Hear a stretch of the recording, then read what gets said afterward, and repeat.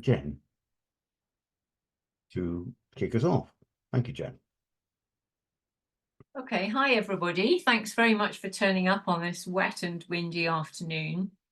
Hope we're going to enthuse you to go and have a look at our free chapters, which are now available online.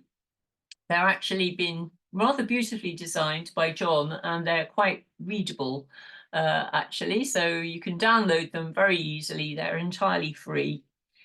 And just have a look and see if there are bits in there that you can use as a resource, or take ideas forward. We're very happy for you to use them in any way you like. We'd like a bit of a credit if you do that, but that's apart from that, it's open season on the text and the diagrams as well. Okay, so what we're going to do is we've decided to have two linked events and get the authors to talk a little bit about their chapters, how they feel about them now, what they still think perhaps are the more interesting parts of their chapter, what they got out of it, and then sort of how things have changed. Are there things that still hold up, or that now people might develop a bit more?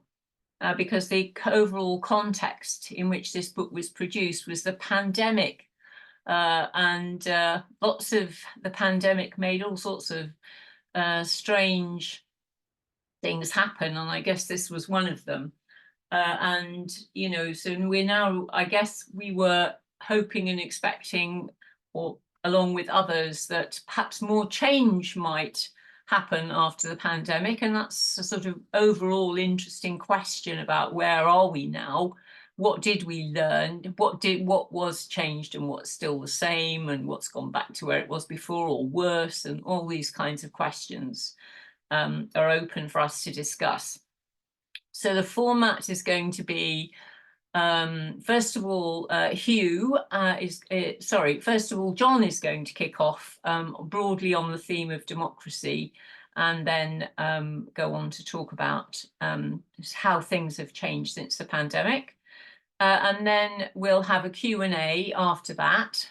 John will talk for about 25 minutes, and then we'll have at least 20 minutes for Q&A. Then we'll have Hugh talking about his chapter about making it happen and finance and changing the financial structures and so on. And then we'll also have Q&A then, and then we'll have a tea break and hopefully fortify ourselves, because then after that it's me and Ian talking about our chapter about systems thinking and new economy and the relationships between them. So without further ado, we'll hand over to John, who I think has got a presentation to share. And I will keep time on you, John. So shall I tell you 5 minutes before? Yeah, you could do. Okay, I'll do that. Okay, I'm going to try and share my screen, so hopefully it will work. Yeah. Okay, desktop. All right. Oh, open system. What am I going to do here? I haven't checked this. Anyway, if you can't have a presentation, I'll talk it through anyway. I'm going to talk it through. Sorry about that. I can't share my screen. Don't know how to do it.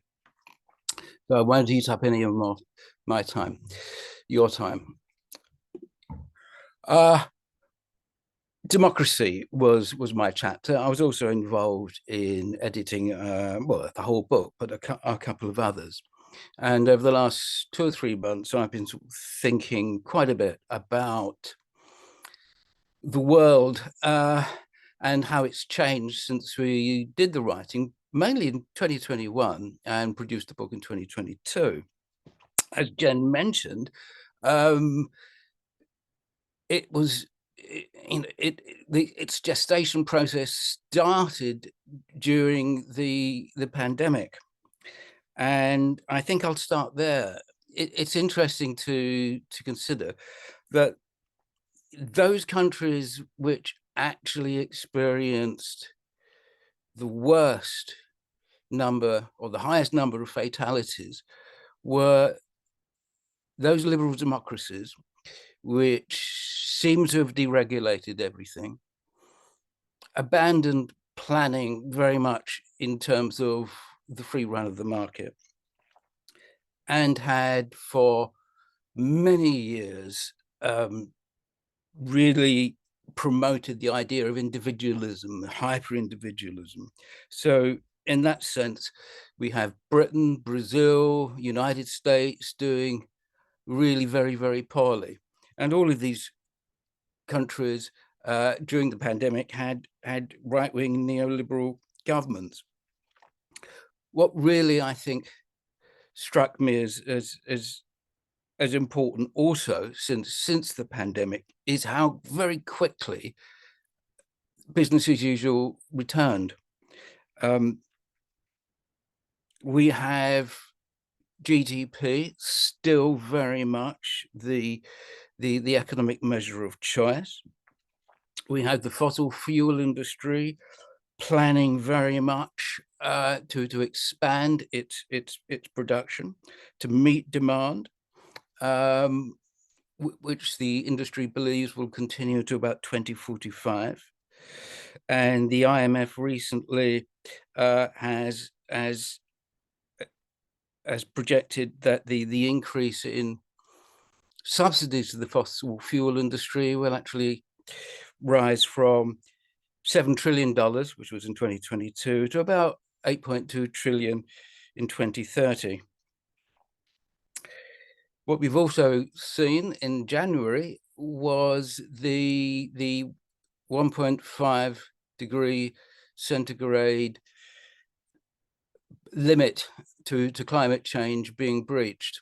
That was the first time that in over a year the 1.5 scenario has been breached, and I think that's quite serious. So from there on, I started thinking, well, what do we need to do? We've been talking about limits to growth, planetary boundaries now for quite some time. And as it was Julian here, as Julian often reminds us, what we need to do is really look at the abundance of the world's resources and not think of them as being scarce, which is what neoclassical economics does. And the degrowth economist Georgos Kallis says that until we recognize that and until we start planning for abundance, we won't really be able to provide limits, or we won't be able to limit ourselves in what we produce and what we want and what we need. And finally, in this brief introduction, part of regarding the pandemic, last year, I think there was a number of reports being published which said we had now breached 6 of the 9 planetary boundaries. So the last 2 or 3 years, things have got worse. Now, as Jen reminded me and everybody else, my chapter was about democracy. So I'll start by looking at sort of the electoral politics and how that's changed. One of the things I wrote about was quite hopeful. In Chile, there was an attempt to change the constitution to a much more liberal one, one which enshrined environmental and more gender rights, abortion rights, and that was discussed quite energetically within Chile, but also suffered a ferocious right-wing campaign against it, and that was actually rejected in a referendum. Another draft constitution was presented a year later, and that too was rejected, though by a smaller margin, and that was largely produced through the work of a number of right-wing groups. We've also seen a lot of centre-left parties lose their place in government in Finland and in New Zealand, and we've seen significant advances of the right, particularly the far right, in the Netherlands, particularly. Wilders' Freedom Party campaigned not only against migration, but also against the climate accords, also against environmental issues. We also have in Italy, the first female prime minister for Italy. She heads a right-wing coalition, and her party, in effect, can trace its genealogical roots back to Mussolini. And when was it? Sunday, the election in Portugal saw the far-right party quadruple its representation in Parliament. So it seems to be when people's experiences of the world get worse and worse, they tend to look for simple solutions, and those simple solutions are offered by the populist right-wing parties. I think another thing which has affected democracies very significantly since we wrote the book is war. We've had 2 years of war in Ukraine. We've had nearly 6 months of war in the Middle East, in Gaza. And it's important to recognize, I think, a number of things. That apart from the horrendous loss of life and the destruction which war causes, war also generates a huge amount of carbon emissions. And the first 18 months of the war in Ukraine actually generated something like 150 million tons of carbon emissions. And the war in Gaza has generated 281,000 tons of carbon, actually in the first 3 months. And if you're thinking about the military generally, the world's military probably is responsible for between 5 and 8% of the world's carbon emissions. That's difficult to assess because most governments don't expect they don't actually calculate the carbon emissions of their military, and when they do, they tend to underestimate them. This also means, I think, and it shouldn't really be forgotten, that war can also be good for business. America last year recorded its biggest ever export sales of arms, 238 billion. And BAE Systems in February recorded a £2.7 billion profit, its highest ever. And in fact, BAE Systems, Britain's biggest armaments manufacturer, has seen its value increase by, well, double actually since the Ukraine war started. Bidenomics is the nearest thing I think we can see to the Green New Deal, although there is a Green Deal in the European Union. And although a lot of people seem to be enthusiastic about that, there are issues with that. Biden seems to be looking to de-risk private investment rather than build up the capacity of the state. A lot of the money which is going towards green energy technologies seems to be going to the fossil fuel industry. For example, the carbon capture scheme is $500,000 has gone to Occidental Petroleum to capture more carbon, which they only use to force out more oil from the deep wells. Biden's talked about being pro-Labour and supportive of the unions, and I think history has shown us that when the unions are strong, they're able to bargain for better wages and conditions. and the result of that is greater equality. But Biden's also mainly supported collective bargaining agreements, which have benefited business rather than the trade unions. We've also seen, where democracy is concerned,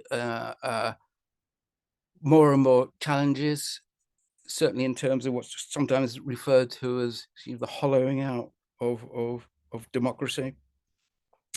And there has been a number of neoliberal economists for some time looking at the creation of charter cities, of free market zones, where there will be no democratic accountability at all. And there are some of these charter cities being developed at the moment, the biggest one being in Saudi Arabia, which is started a year or two ago. And if you want to sort of follow some of this up, I've written out my reflections, which are available on the Schumacher website, complete with links and references. So after the pandemic, business as usual. People started going back to what they wanted to do and what they did do prior to the COVID-19 crisis. And I was wondering why. What explains that? I remember being on a number of discussions about, will this actually change people's attitudes? Will this change people's behavior? Well, it hasn't. We still have the same consumer materialism. We have seen a steady growth in tourism. There are going to be more seats on low-cost airlines in Europe this summer than ever before. And we've also seen the further pressure on working on people who are in work to conform. So there's still a great deal of insecure employment. A lot of people now are self-employed, like Deliveroo drivers who have no sick pay or holidays or anything like that, unless they decide not to work. And there's very much a compulsion to carry on working on the treadmill, because there's really no alternative. A welfare safety net, which is becoming increasingly difficult to believe that it will sustain you.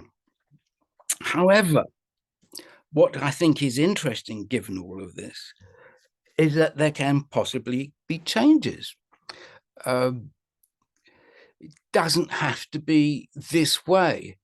The subjectivity, the human subjectivity, which neoliberalism has created, the type of people we are now, that can be changed again.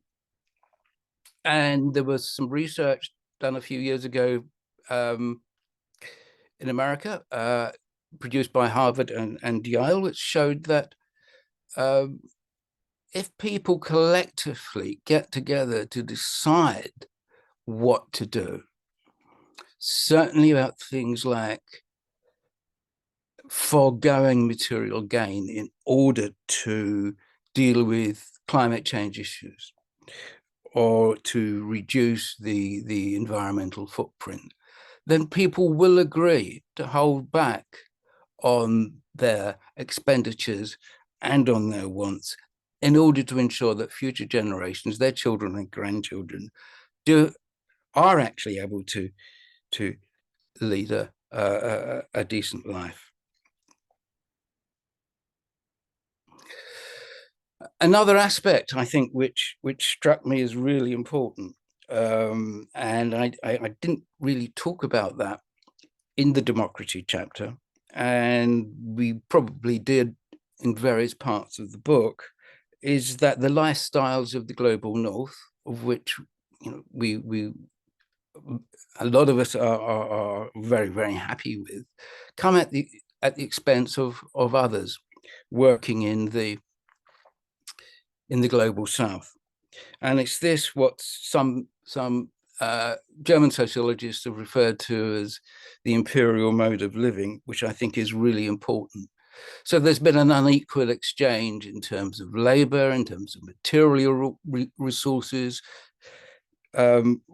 between the global north and the global south, which has benefited the global north quite considerably. And it's, amongst other things, that which must be addressed in any politics and in any proposals for significant Okay, John, you've systematic got change. 5 minutes left. Okay, and I'm only halfway through. Okay, well, I'll Okay. one of the things I did write about, but not very much, and I think this is important, and I didn't realize at the time that there's been a lot of work on planning in the last few years.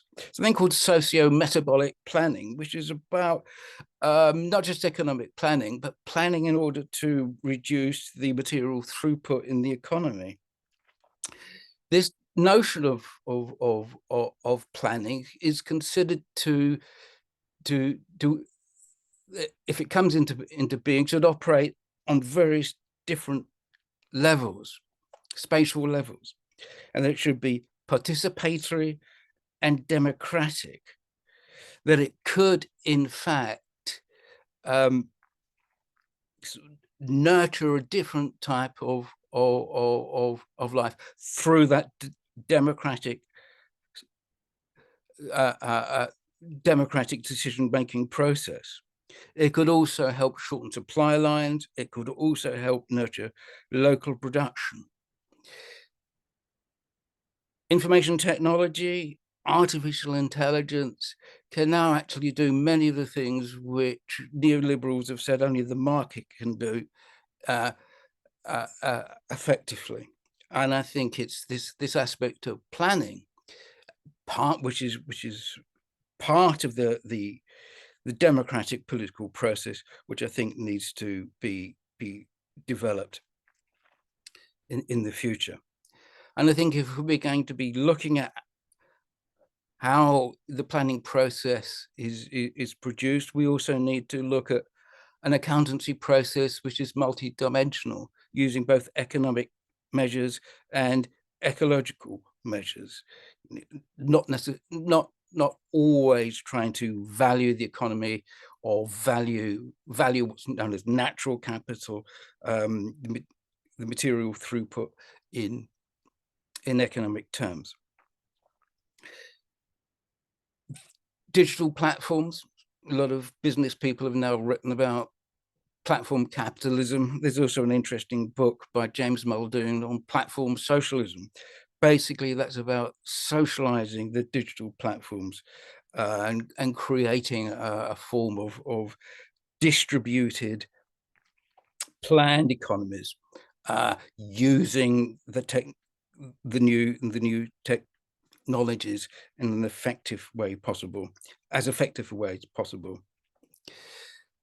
This can only take place, for me, in a degrowth perspective, with a degrowth perspective. It's clear that economic growth will continue to lead to the increase in carbon emissions and continue to increase in the extraction of the world's raw resources. So we've got to scale down. At least the global north, or large parts of the global north, have got to scale down. And one of the things I write in my notes on NENS is about the way in which degrowth has been discussed and the way those policies can be promoted and unfolded. And just to sort of finish off with in this regard, I think what's really important is for us to recognize the significance of economic democracy. So bring back into the political discourse the notion of production and the politics of production. I think there is a huge spatial element too regarding social and economic inequality, and that can be seen in the global housing crisis and the privatization of public space. That is absolutely key to changing people's life experiences and providing them with the security and the well-being which they need and which in fact we all need. And I think finally in that regard, I think what is important is to recognize that the state does have an important role to play. So although we talk about building a social movement or coordinating sort of a mosaic of different types of campaign groups and social movements, political movements, we need also to focus on ensuring that the state itself at its various levels can be used and is used to make the necessary changes. And in my notes, I talk about a number of things which are absolutely key to ensuring that people's lives are far better than they are. Health, education, welfare, transport, housing, digital infrastructure, sustainable land use, remunicipalization, remunicipalization of utilities, and so on. So to do that, we need to ensure that we actually change the terms of debate. We actually need to have good narratives. We actually need to change common sense understanding. Instead of seeing growth as the be all and end all and something which will provide the good life for everybody, we need to be able to change that debate which in such a way so that people see growth as the problem and not the solution. So I think I'll leave it there and just allow people to come back with questions and comments. There's a lot more I could say, and in my document I do actually say it. So if you'd like to read that, I'd be honored. And if you'd like to comment on that, my email address is on the website, and I'd be interested to hear your views, not least because I'd like to develop it further and produce something more substantial. So these are just my sort of first thoughts, and I'd like to now hand over to you. Indeed. So thank you very much, John. That was really great. And thanks for all the research and everything that's gone into that. It's really a very, very useful and interesting piece. Okay, so can I ask for comments and questions to John now, please? Yeah, David. Hi.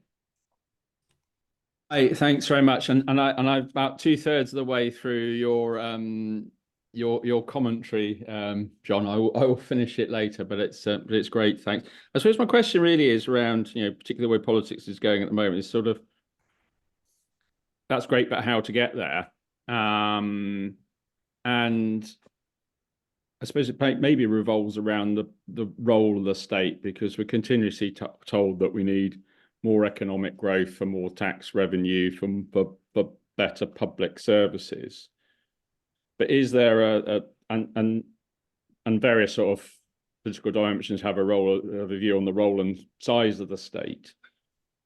But is there a really positive alternative in community and maybe non-monetarized community services which take on some things the state does, and therefore actually we don't need to be in that sort of capitalist tax trap, but we still have a state and government that sets the framework for for that to happen? Is that a more positive community people thing, which allows us then to value other things other than money? Yes, there is totally, but I think there are limits to what grassroots community-based action can do. But I do think that is extremely important, and I also think that the state is important too, because there are big things which will need to be done. I think initially, there does need to be work to reduce social inequality, particularly in wealth and income. I do think that the fossil fuel industry needs to be confronted more seriously than it has been. And although we do have local people, community groups, and pressure groups working on that field, I think ultimately it's a question of power, and the state has that power. I think where, as I mentioned, and I write, the issue of planning the world has got to be done on a democratic basis. And that means enlisting local groups and local communities in deciding how things are going to be done. And that marries in, I think, to your concerns. So I think it's not an either or, but it's a both and. Okay. Okay, so thank you. Next we have Roger, and followed by Julian.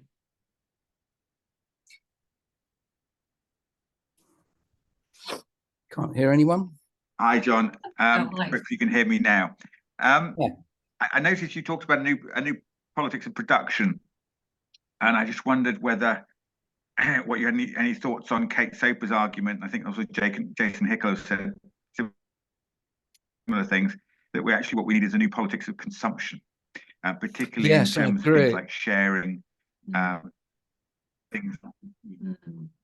Oh, absolutely. Yes. I mentioned Kate Soper's book, the latest book in the piece. So yes, I do, and I think it's quite interesting that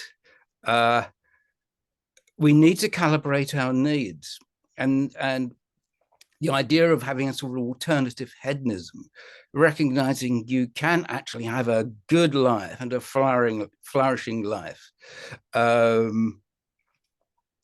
without accruing more material goodies, I think is really important. But in our society, we have been told, for decades that, the way to the good life is having more stuff, more bling. But what people really benefit from, as Kate Soper and others have discussed for a long time, is family and community, being able to slow down and enjoy things more. And one of the things, and I think where that is concerned, the work on acceleration, the idea that the capitalist system seems to require us to do more and more and more in terms of work, in terms of our access to digital technology, in terms of buying stuff. The only way it can stabilize itself is by speeding up and developing more. That has got to somehow have a brake put on it.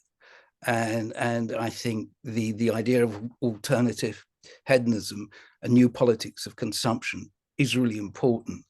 And that for me is an important aspect of the degrowth agenda.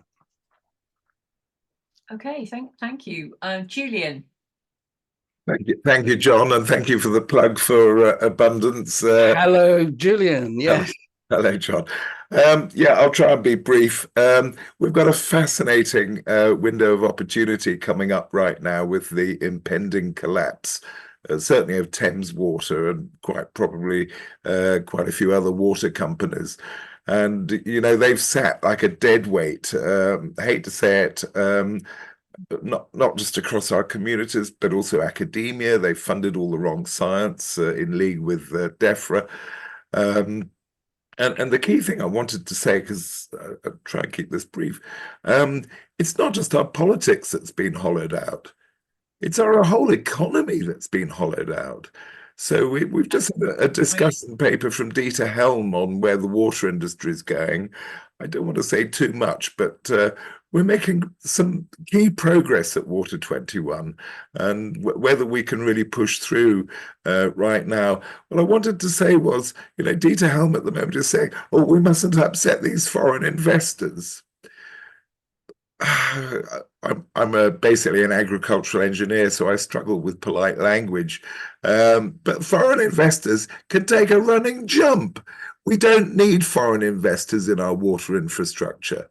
The industry has sat and suppressed the very low-cost technologies, both in wastewater management and farming, that communities can invest in themselves to get the return back into the community. And yeah, I mean, abundance is not just in terms of those renewable resources, it's the wealth, that tap of wealth that we can now redirect back into our communities, not just around water and wastewater, food, energy, and it will transform our well-being.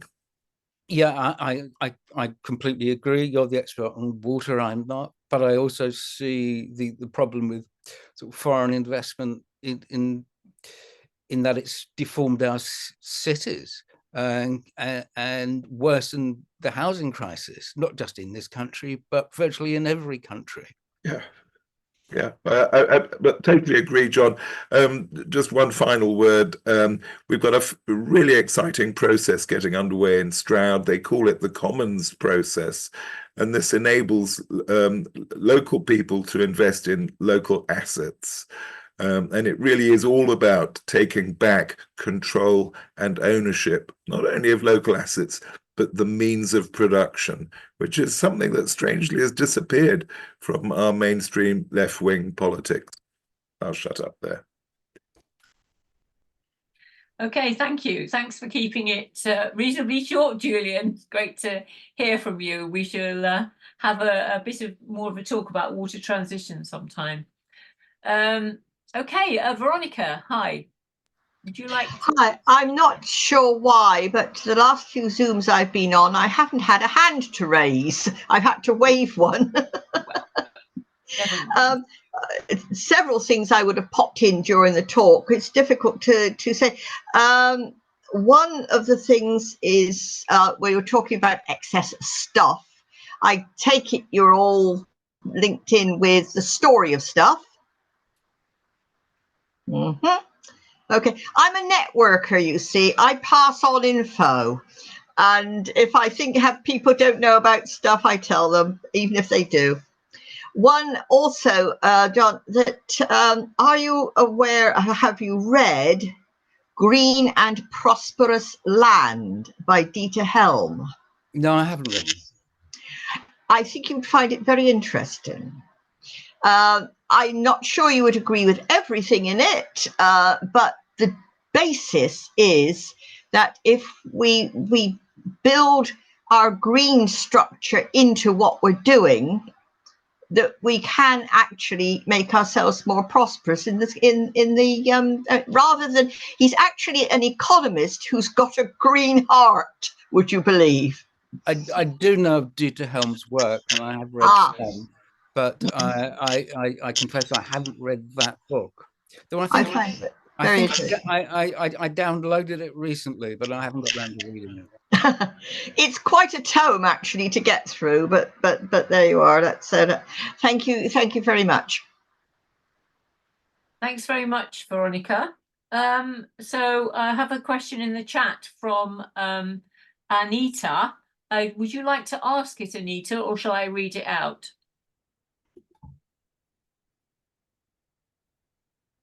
I'm not sure if Anita can. Oh, I can read it out. Okay, fine. So it says a big part of the pro-economic growth argument is the trickle-down effect, which has been seen, in inverted commas, I think, has been seen to fail on many occasions, especially in the global north, global south dimension. What are your thoughts on debunking this economic model? Well, I think that's another part of our narrative. There's no such thing as trickle down. It doesn't work. I think what's happened is that there's been a cascade upwards, and I'm not sure whether, even if you go back to the 1930s and 1940s, the original neoliberal economists, von Mises and Hayek and others, didn't anticipate that. It seems strange to me that they had a blind spot where social inequality, social and economic inequality exists, and certainly the way neoliberal economics, neoliberal discussion has developed. The trickle down effect, I think, has been a mask to what has really happened, which is the massive increase in poverty. Certainly in a lot of countries in the global north, who have more or less abandoned a commitment to social welfare in the United States and in this country.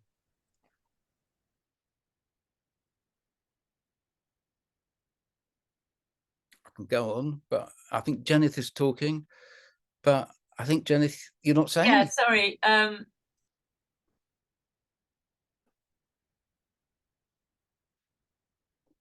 We still can't hear you. Then you're muted for some reason. Right. Okay, can you hear me now? Yes. Yes, good. Okay, so are there any more questions before I ask Hugh to kick off with his contribution?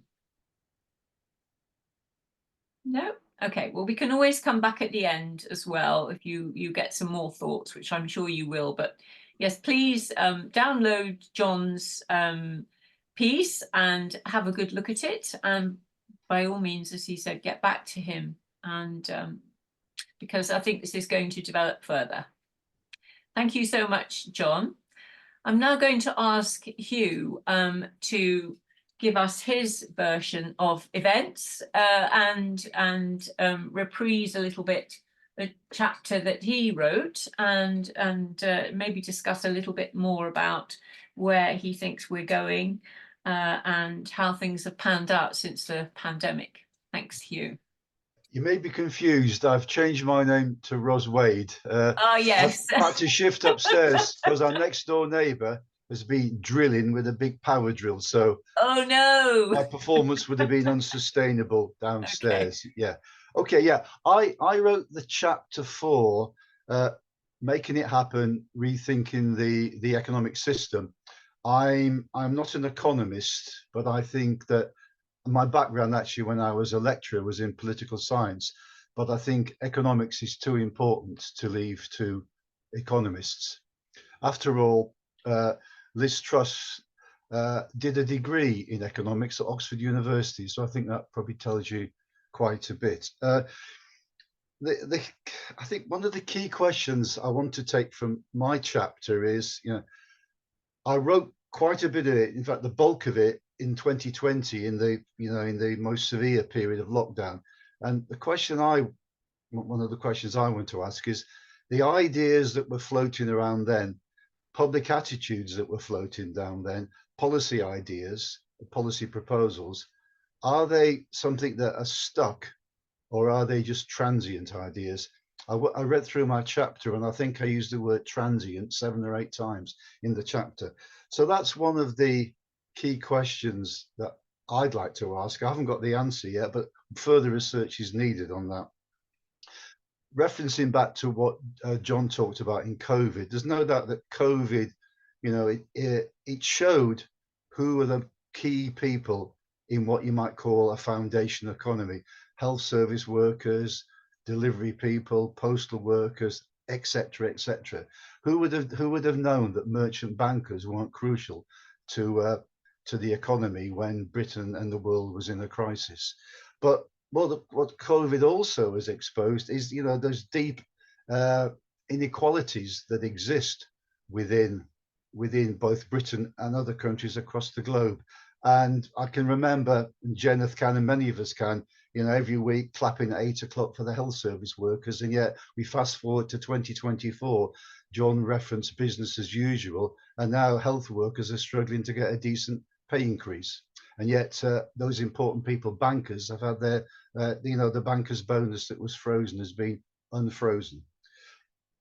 Perhaps most of us are familiar with this, but perhaps if I just set out what I think are some of the key themes of what you could describe as a new economy and a new system. And if you set it in the context, John's made reference to this, to the, you know, the inequities and inequalities that exist within the current economic system. I'll give you just one good illustration of this. If you go to the United States of America, yeah, in the 1960s, a CEO of a major company in the United States would earn 25 times the average salary. Fast forward to today, that's 344 times the average salary of an American worker, which just shows, you know, the scale of inequity and how it's increased. So if we're looking at what are the key themes when we talk about a new economy? Let's just run through them. John referenced one, a rejection of gross domestic product, GDP, as the best measure of human happiness, a stronger focus on well-being, a commitment to social and economic justice, working within planetary boundaries, and a just transition. And I think that although John talks about we've returned to business as usual, I think some of those themes still resonate today and are present both in public opinion and I think in policies of various governments across the world. I suppose some people may not agree, but I suppose I'm trying to adopt a more positive attitude than, say, John. I've been a supporter of Crystal Palace Football Club for 50 years, and that's taught me to stay optimistic and resilient. So I'm trying to pass that through into my thinking intellectually.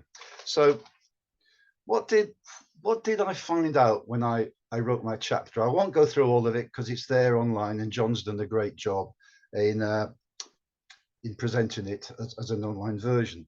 But some of the things that came up, the sheer complexity of the economic system at both a national level and a global level, you know, the nature of money, the complications around government borrowing, quantitative easing, the increased financialization of national and global economies. You know, by that I mean, you know, the sheer scale of the influence that the finance sector has on both society and the economy, and how a very small number of financial institutions dominate that process. It's a great worry. The other thing that when I was writing the chapter was the role of the credit rating agencies. I don't know, most of you are probably familiar. There are three major credit rating agencies. Fitch is Standard & Poor and Moody's. And these three agencies are responsible for rating economies and how they're performing. They rate them in a kind of a very neoliberal way about GDP growth, etc. But they hold great sway and influence. And yet, if you go back to the 2008 financial crisis, which was caused by the private sector, not the state sector, all those three rating agencies gave gold star AAA ratings to all those derivatives and structured investment packages. They claimed they were worth billions and billions of pounds and gave them high ratings, and yet they ended up as in junk bonds. So they called that wrong, completely called it wrong, and yet they still have influence, which shows some of the insanity within the current economic system.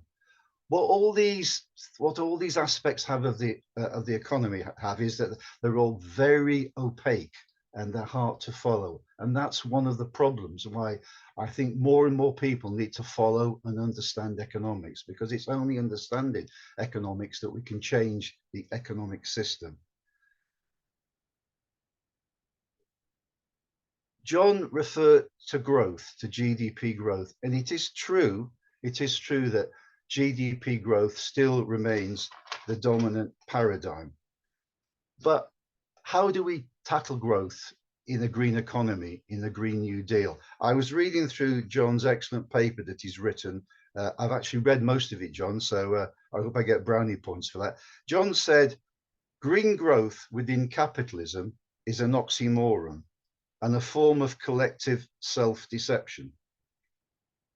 So it kind of begs the question, how are we going to, with a green economy, with a new economy, how are we going to create the wealth to pay for the services that we need and to clear the undoubted debt that we've got? A recent report's come out that green growth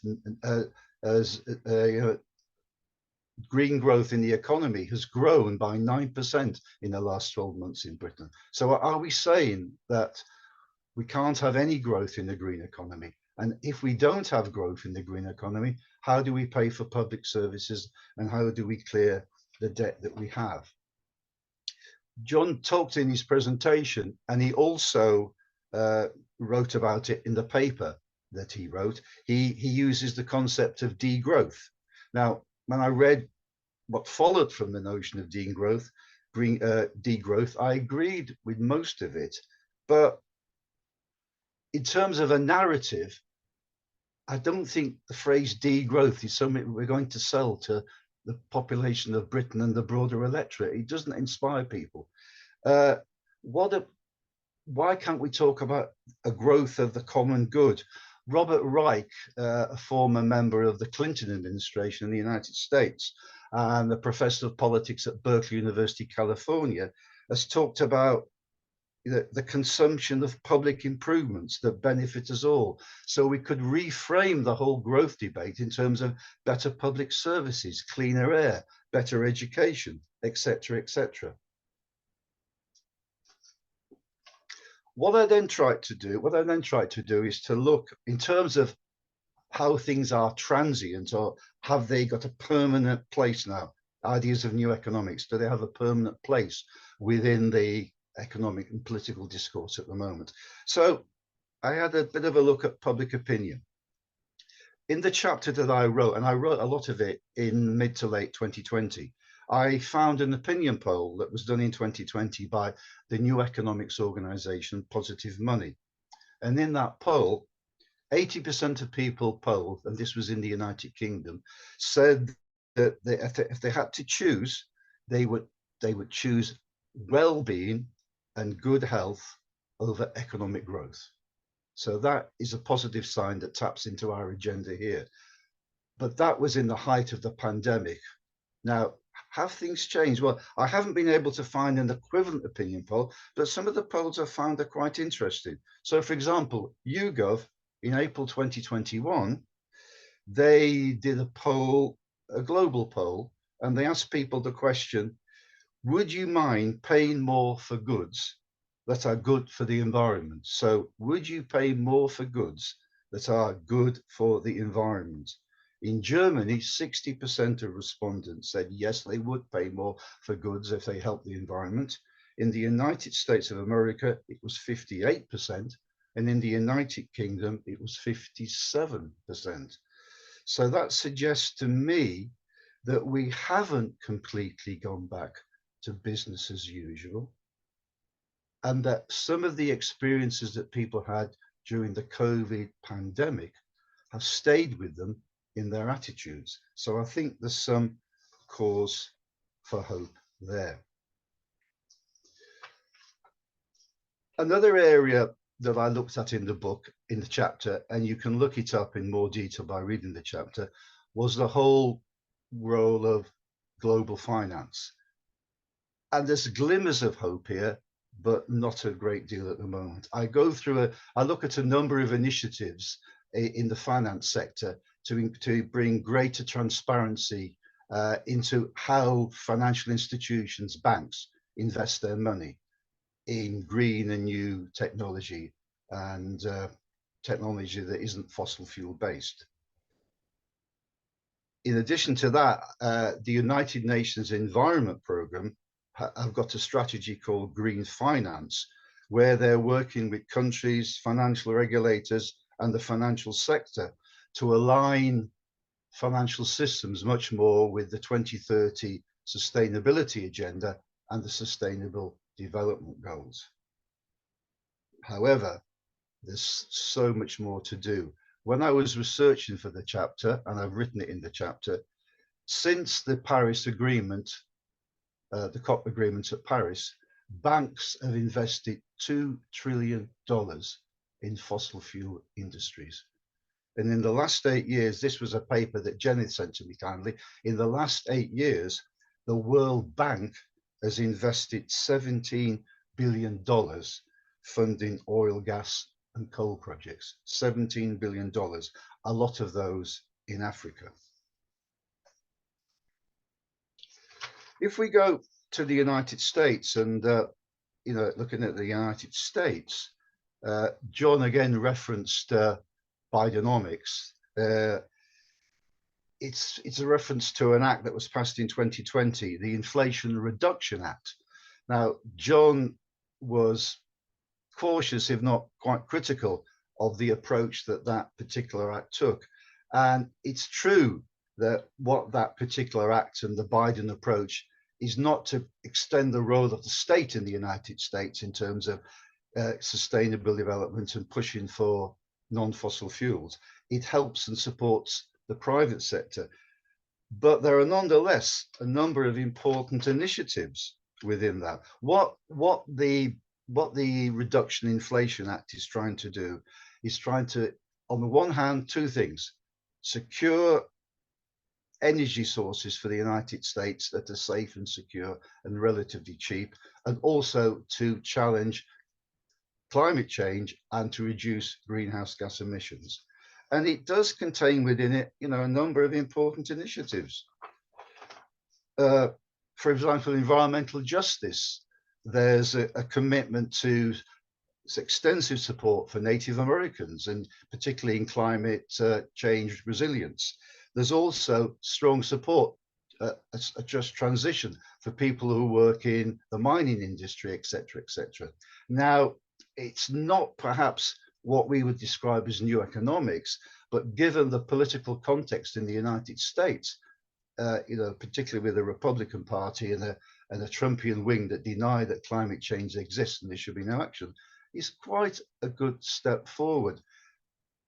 If Biden was to push a more radical agenda, Barack Obama tried to do that to some extent, and he failed at every level to get stuff passed through the Congress. It was all executive action. So in the context of the limits of the United States polity, I am slightly more optimistic about the Inflation Reduction Act than perhaps John might be, but that's a point of debate. One area that I don't know a great deal about, but I think it's somewhere we need to explore more, perhaps, is the whole area of Latin America. Now, this is where we have differences and worries, perhaps. If you take a country like Peru, which I've been to, or a country like Ecuador, if we're talking about, you know, how can those countries contribute to sustainability and the green economy? Well, one of the key sustainable development goals, I think, is SDG 17, which talks about the need for strong and stable institutions. The only way we're going to get to achieve what we want to achieve in terms of new economics and a new system are strong and stable governments. But if you look at, sadly, Peru and Ecuador, increasingly they're coming under the control of drug cartels supplying the needs of fentanyl in the United States. And they really are, some commentators say, on the verge of being narco states. In Argentina, we've seen the arrival in power of a far-right leader there, a far-right president. But again, if we want to look for some hope in terms of pushing the new economics and pushing sustainability, we can perhaps look at Brazil. In January 2023, Lula replaced Bolsonaro, the far-right populist leader in Brazil. And Lula and his government have embarked upon some policy initiatives which could give some people cause for hope. In February 2023, though, if you look at the stats there, in February 2023, the Brazilian government did some satellite observation over the Amazon rainforest. And in February 2023, they noted that 322 square kilometers of rainforest had been destroyed under the Bolsonaro regime. That was a 62% increase on the year before. But Lula has pledged to end illegal logging. Deforestation soared by 15-year high under Bolsonaro, and Lula has pledged to end illegal logging. So a number of initiatives here. He's appointed Marina Silva, who is a very highly regarded environmentalist in Brazil, to be in charge of the environmental ministry. He's also recreated a thing called the Amazon Fund for Sustainability, which is a tool for environmental preservation. And he's also recreated the Civil Society Council on the Environment. So there are grounds for optimism there. Now, how long have I got left, Janet? Is Janet gone? I'll carry on. Okay. One thing I want to look at in the British context is I want to look at the Labour Party's policy in terms of economics. There's been a lot recently. You may be familiar, the Labour Party had a green agenda where they were going to spend £28 billion a year on green energy, on sustainable energy, on non-fossil fuel energy. And they've recently announced that they had to pull out of that, which is a big blow. And many, many people have been highly critical of that. But Rachel Reeves, who's the Chancellor of the Exchequer, she wrote a pamphlet in 2023 called A New Business Model for Britain, Building Ecological Strength in an Age of Insecurity. And this particular policy has quite a lot in common with Bidenomics in the United States of America. And it's been given the label Securenomics. Now, it's quite interesting, is actually this document, because if you look at some of the key themes in the document, I'll read a few of them out. What this policy document that Reeves has written talks about, it asserts the central role of the state in enabling and regulating successful markets. It rejects shareholder value as the sole value that there is. And going back to John's point that he made, it explicitly rejects trickle-down economics. And it also says that globalization has given way to national state protection. So what the document calls for, this Labour document, this Secure Economics proposal, is that there is a need for an activist national industrial strategy foregrounding green investment. And what secure economics means is it's both an approach that it talks about growth, yes, it talks about growth, but that growth is to be fairly spread throughout the economy. And also states need to intervene to make the economy more secure, but also more equitable for their citizens. Now, we can debate all day long how effective that's going to be, but I do think that that's quite an interesting approach, which we can debate and discuss. One other thing that... Okay, you've got 5 minutes, Hugh. 5 minutes, okay, thank you. Other things come to mind. One interesting thing that comes to mind is this, and it's about narrative and the way we approach new economics, new systems, sustainability policies. If you go across to the United States of America, quite a number of local authorities in the United States, mainly Democrat, that's certain to say, have put in place a lot of initiatives and a lot of policies to tackle climate change.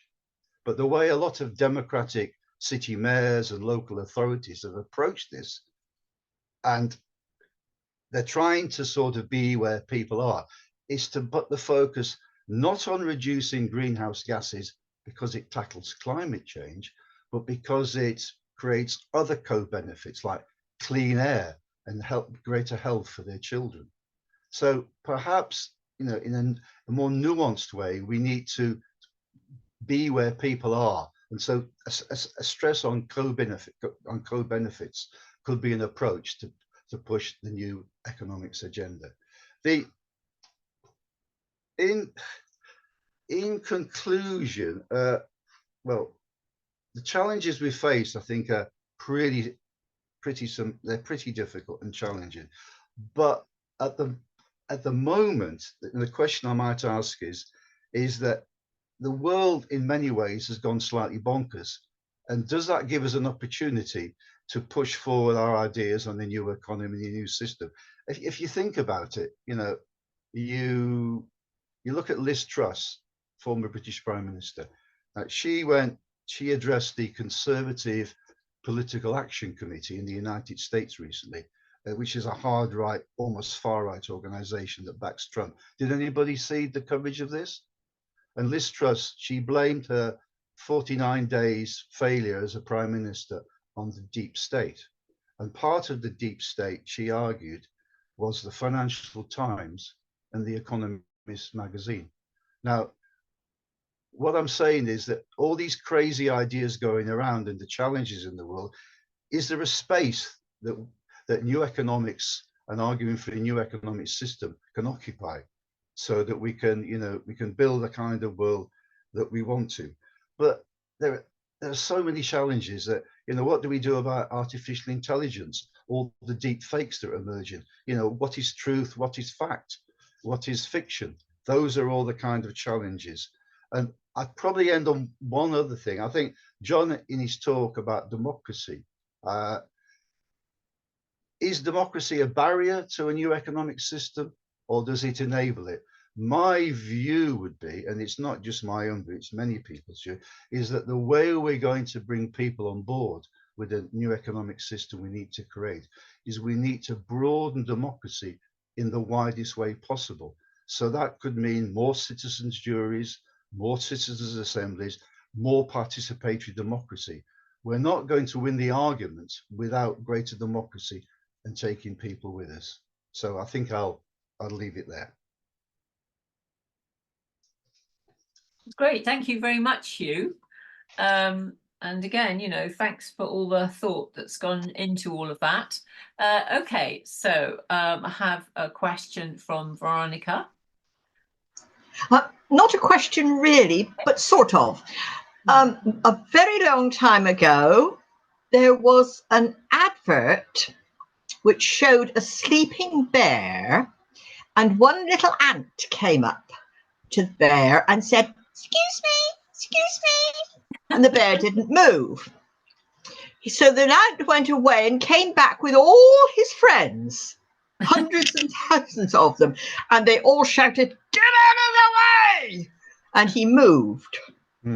Now that is really what we want to do, is get people to understand that yes, on their own they can't do a great deal, but together is how we tackle things. Yeah, I should remember that. I think that was an advert, wasn't it, for the trade union Unite?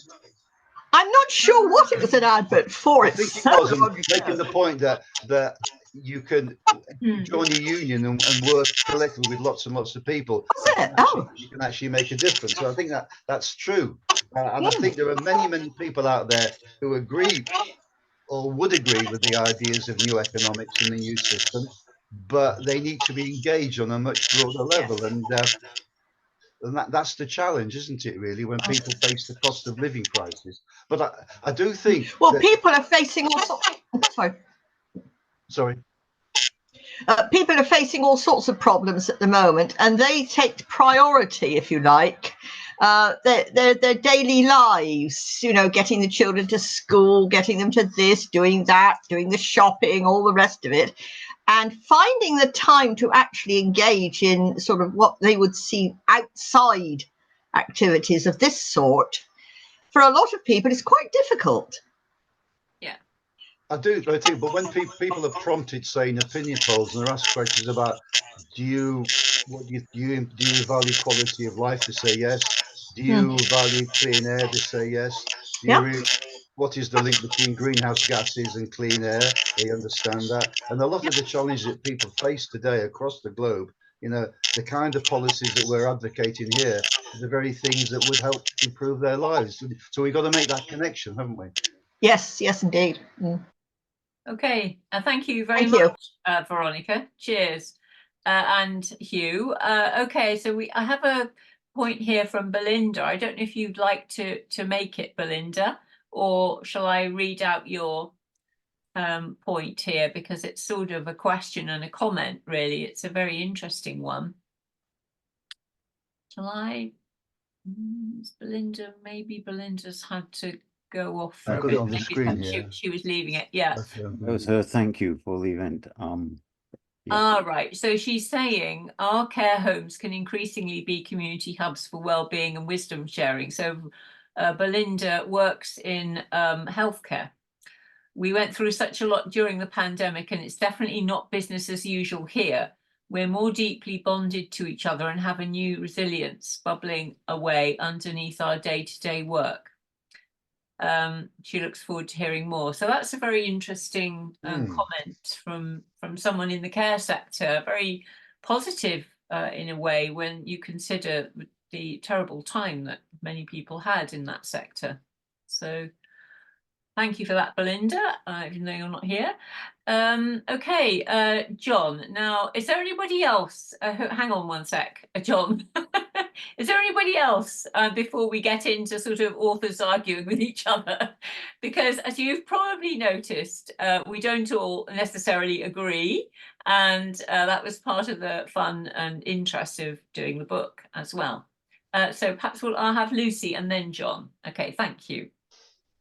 Lucy. Sorry, I only heard John's presentation and I didn't hear Hugh's because I had to go out quickly. But I just wanted to come back on something John mentioned, which I really like, the socio-metabolic planning, which kind of links to ecological economics, I guess, and this idea of ecological throughput. But it also just reminded me of, you know, the sort of the right-wing kind of contempt for any kind of centralized planning, and they sort of see any kind of global environmental policy as kind of eco-socialist kind of centralized planning. So I don't know how we can reframe it somehow so it doesn't sound too scary to those on the right. Well, okay, thank you for that. I don't know who to. I'm going to ask you to answer that first, and then maybe John. We'll cut to John. That's why, for me, the two important things: we need to get the narrative right, and we need to be optimistic. And for me, you know, it's the language is important. So I, as I've said in my talk, things like degrowth to me are just a turn off to people. You know, the ideas behind it may be good, but as a phrase, that's going to turn people off. You know, you need to talk about, you know, growth of the common good, or growth of happiness, or growth of well-being. Those are good starting points, and I think a lot of people relate to that.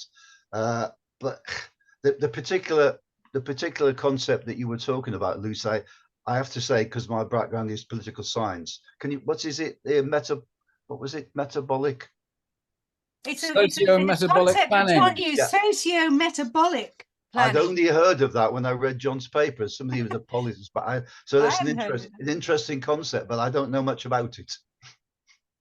Okay, so perhaps we'll cut to the original author of this, John, and see what you have to say. Yeah, I think I hadn't come across socio-metabolic planning until a few months ago, and I think it's a really interesting area of research. I think,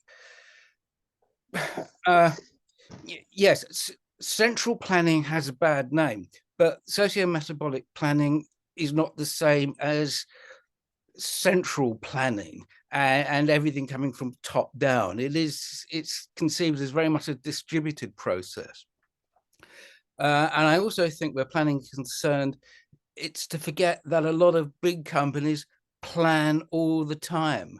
Walmart, Amazon, Google, Apple, all plan. not just what their future products are going to be, but on their supply chains and so on.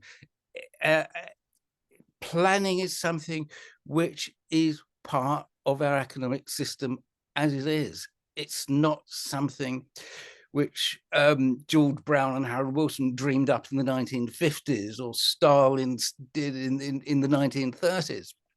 So, and I think where the narrative is concerned, you can change it around. You wouldn't use the term socio-metabolic planning, but you would talk about something about deciding what's, deciding how to ensure that there is a better life for everyone. So and I'd like just make three quick points in response to Hugh. I think bioeconomics is I think Hugh is right. Bioeconomics is the best you can get in the American situation as it is. I would also suggest that Biden probably wouldn't want to go much further than that anyway, if it was any different. He's certainly not Bernie Sanders, and he's certainly not Alexandra Ocasio-Cortez. So I think this is where he is. Green growth, I'm talking about a green capitalism continuing to grow rather than growing those aspects of the economy, which would include better jobs, including growing better public services and better housing. All that's important, and that is going to be sort of part of the degrowth agenda. Part of that is to do with redistribution. Part of that is redistributing our priorities. And degrowth does mean scaling down a bit for the global north. We do produce too much stuff. And a lot of that stuff is thrown away after 6 months. The narrative is important, but I also think degrowth is a word which can be associated with more positive, woolly things. And I think Linda's point about care is really important. The degrowth ecological economists say there's three aspects to it. And these are the things which will be couched in user-friendly terms if and when the narrative can be developed and then communicated through social media and mainstream media too. One of those important things is care. The other important thing is ensuring that once we've produced what we need in order to live, we produce to create those things which are important for well-being. So well-being is an important aspect of degrowth. So it's those things which you will couch in the narrative. I also think another thing, that degrowth is going to be very difficult for opponents to co-opt. You can co-opt the well-being economy. I'm sure Liz Truss believed what she was doing was to create a well-being economy, and everything else has been co-opted. And I think the key lesson there is the way sustainability and sustainable development has been co-opted in all sorts of ways, which the original coiners of the term would have completely rejected. Okay, thank you. Is there anybody else who would like to chip in before we have our break? I'm very interested, Hugh, in what you were saying about the global financial architecture and moves on that, because however we might wish to change things, and Rachel Reeves and other chancellors are constrained by the current realities of the global economy in many ways. And it's interesting to consider how might any kind of strategy between smaller countries actually get any purchase on this situation. I don't know if you got any thoughts on that, but I think what you were saying about you know, well, I know one of the concepts that you were talking about has been called the Overton window. So you talk about, you know, the way things are in the US with the hegemony of right-wing thinking. But as a matter of fact, there's a lot of people who are interested in socialism in the US as well. And you know, sometimes we take our view of what people think too much, I think, from the media. Anyway, sorry, I'm supposed to be chairing this, but do you want to just respond to any of those points, and then we'll have Julian and have a little break. There's a lot there, yeah. In terms, the problem with the global economy is that the institutions are relatively weak, aren't they? That's the problem. And we need to strengthen those, but how we do that is a challenge. I mean, the United Nations, itself as a body is not what it was meant to be. It lost a lot of its influence and power at the very outset of the Cold War, didn't it? And organizations like the World Bank, the point I was making, right, you've got organizations like UNEP, the United Nations Environment Programme, which are trying to forward the agenda, particularly in relation to greening finance. And yet on the other hand, you have the World Bank pumping all this money for fossil fuels, particularly into Africa. So there are just major contradictions there. And how you change that is very difficult. In the chapter, I mentioned there was a publication that came out in 2008 called a New Marshall Plan for the 21st Century.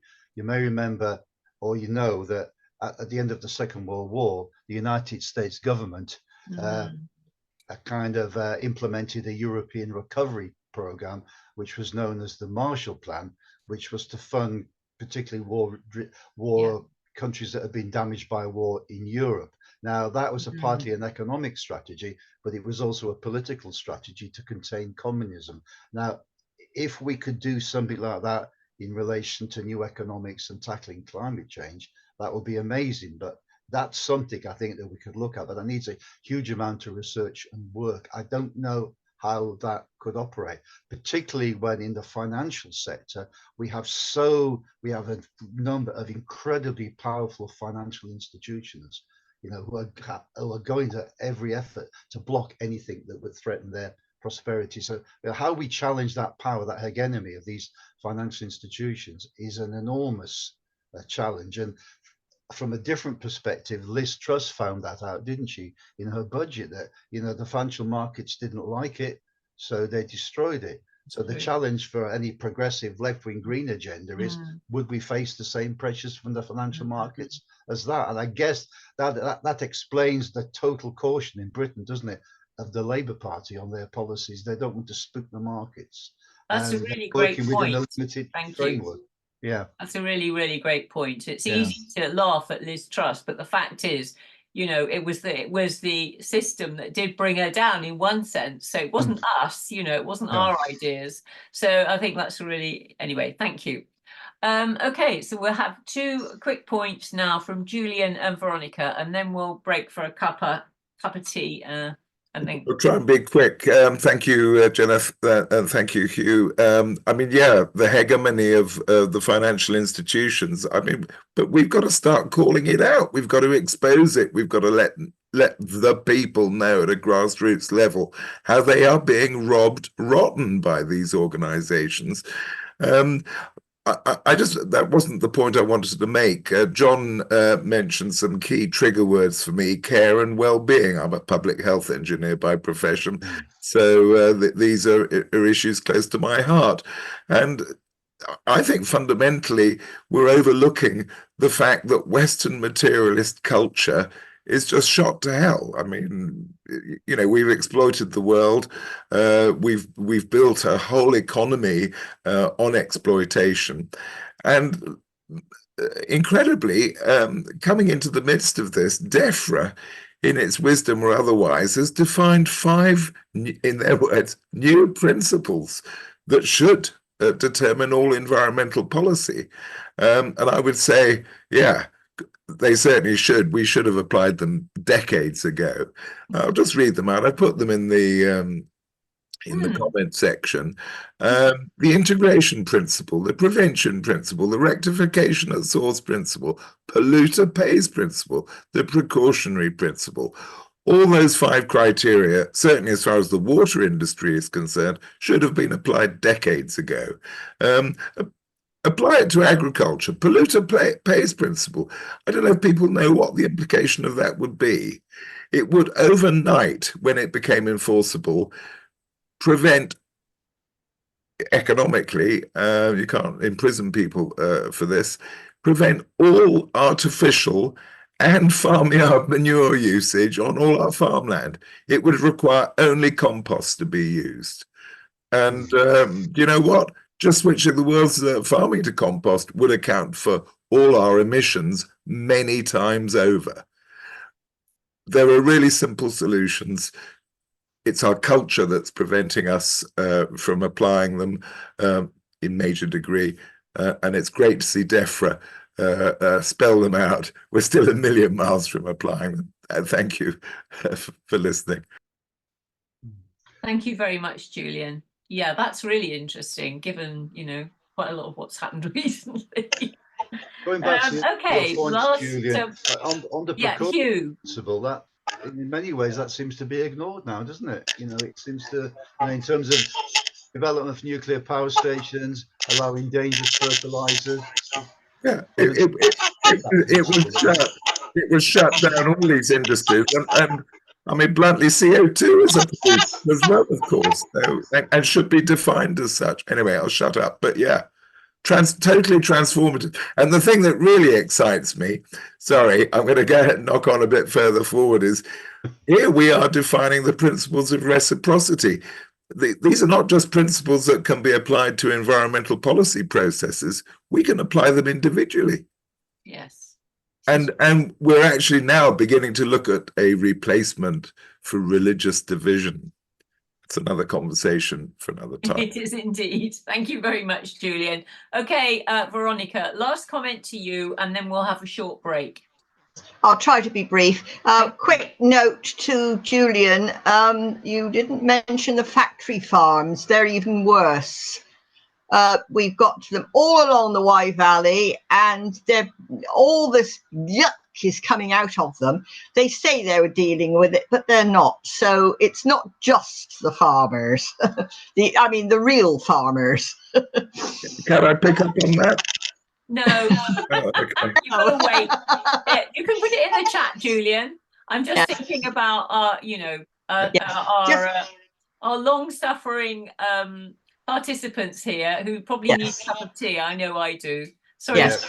It was just something that you said about in the States and socialism, and some people do like it over there. I think that highlights something which I've noticed tremendously, that people often do not know what they're talking about. They say socialism, it's their understanding of socialism, not what socialism actually is. Oh, well. And this applies to all these names that we give to things. Populist. What does that actually mean to people? We have to be so careful about using words that people don't understand, or that they make their own interpretation of. I find it all the time. So, you know, be careful what you say. Thanks. Okay. Hugh, do you want to comment on that, or before we pop off? Just the broad, well, I think many people believe the Conservative Party has been taken over by socialists. So when that's the case, goodness me. Going back to the narrative thing, I think for me, the crucial thing is, and I've said this before, is people on the left, progressives, environmentalists, we're not very good at controlling the narrative. We're not very good at telling stories. We need to have a better storytelling capacity, and the phrases we use, the concepts we use, need to be understandable and to give hope. And that's the key thing. You know, a lot of people will say, oh, you've got very good ideas, but they're not really practical. But we got to create a story and an agenda which shows that they are not only practical, but they're the only solutions that we have to the current crisis, as Julian has pointed out. You know, greenhouse gases are a disaster, and I think a lot of people realize that and recognize that, but what they need is a leadership, a narrative, and hope that pulls them along so that they can make a change. I still think that can happen, but there are so many forces against progressives, aren't there? In Britain, 90% of the media is against that. The global media is against that. It's a big challenge, you know. But I've spent lots of my life in the Labour Party, and in my campaigns, it's been one glorious defeat after another. So I don't want this to be a glorious defeat. I want it to be a glorious victory, you know. Well, thank you very much, Hugh. Mm. Okay, so we're going to go off for a 10-minute break, and please come back because I'm going to promise you some pictures. I am actually going to, and All right. myself and Ian have got pretty pictures for you to look at, which makes a nice change. Oh, good. You know, we like to shake it up a bit.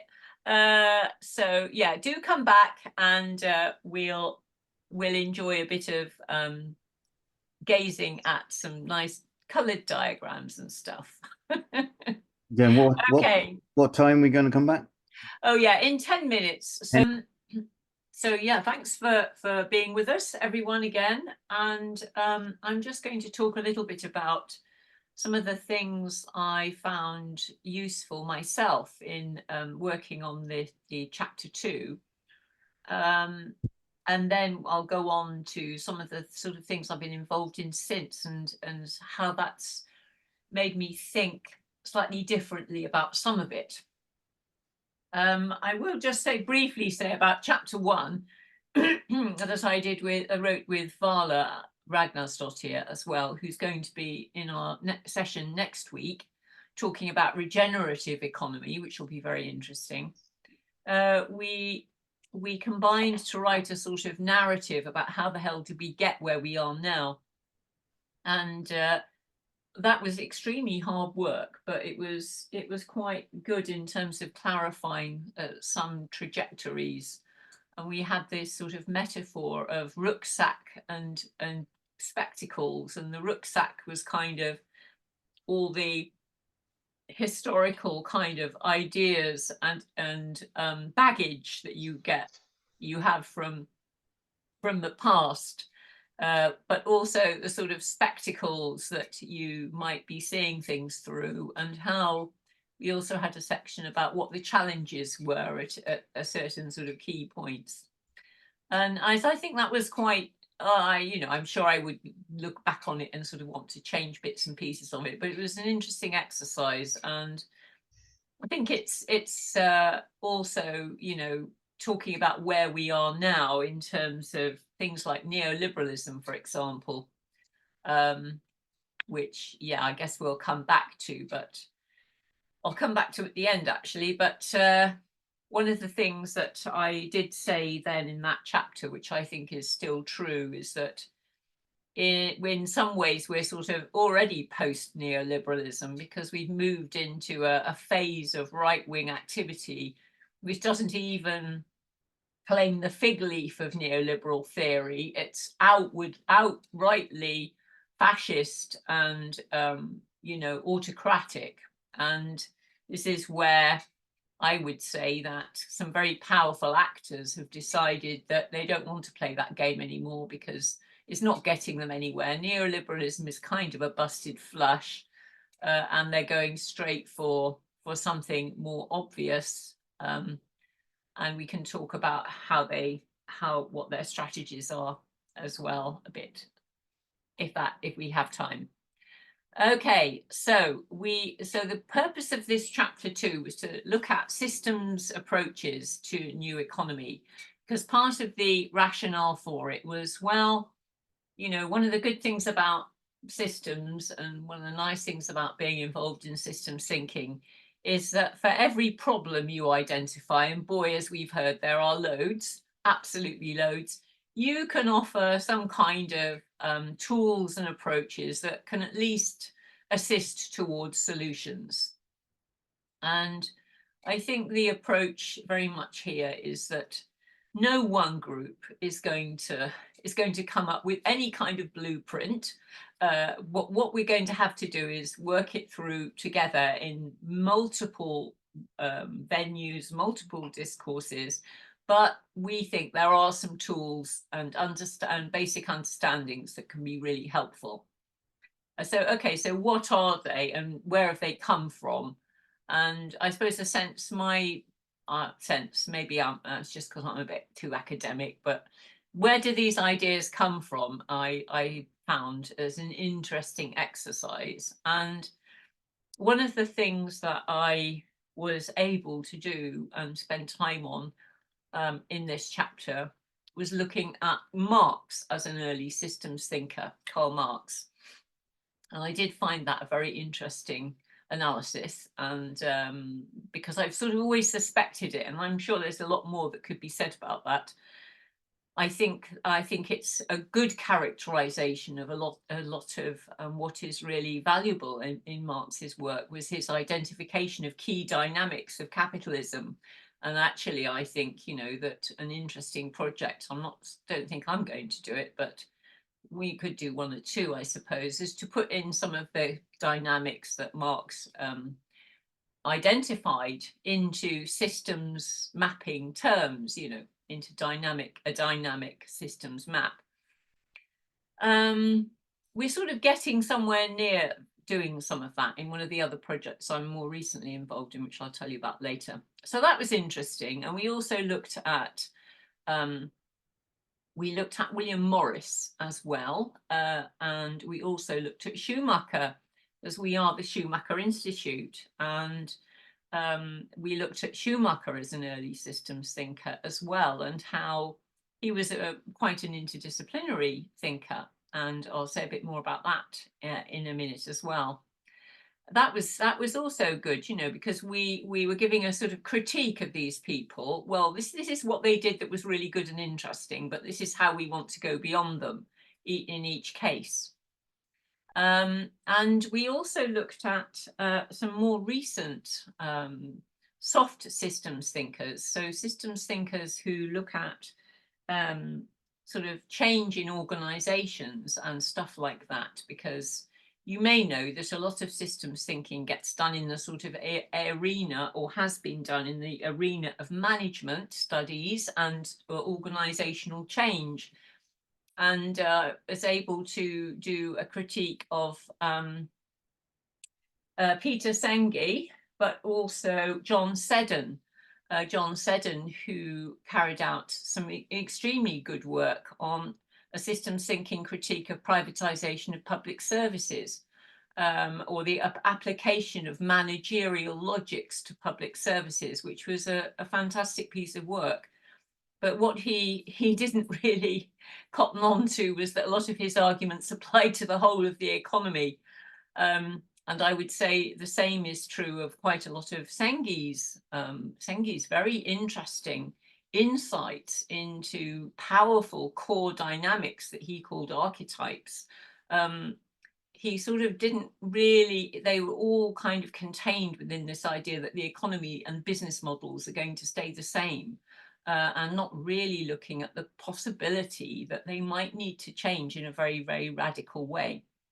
You know, he may very well have be thinking that now, but I'm referring to his earlier work.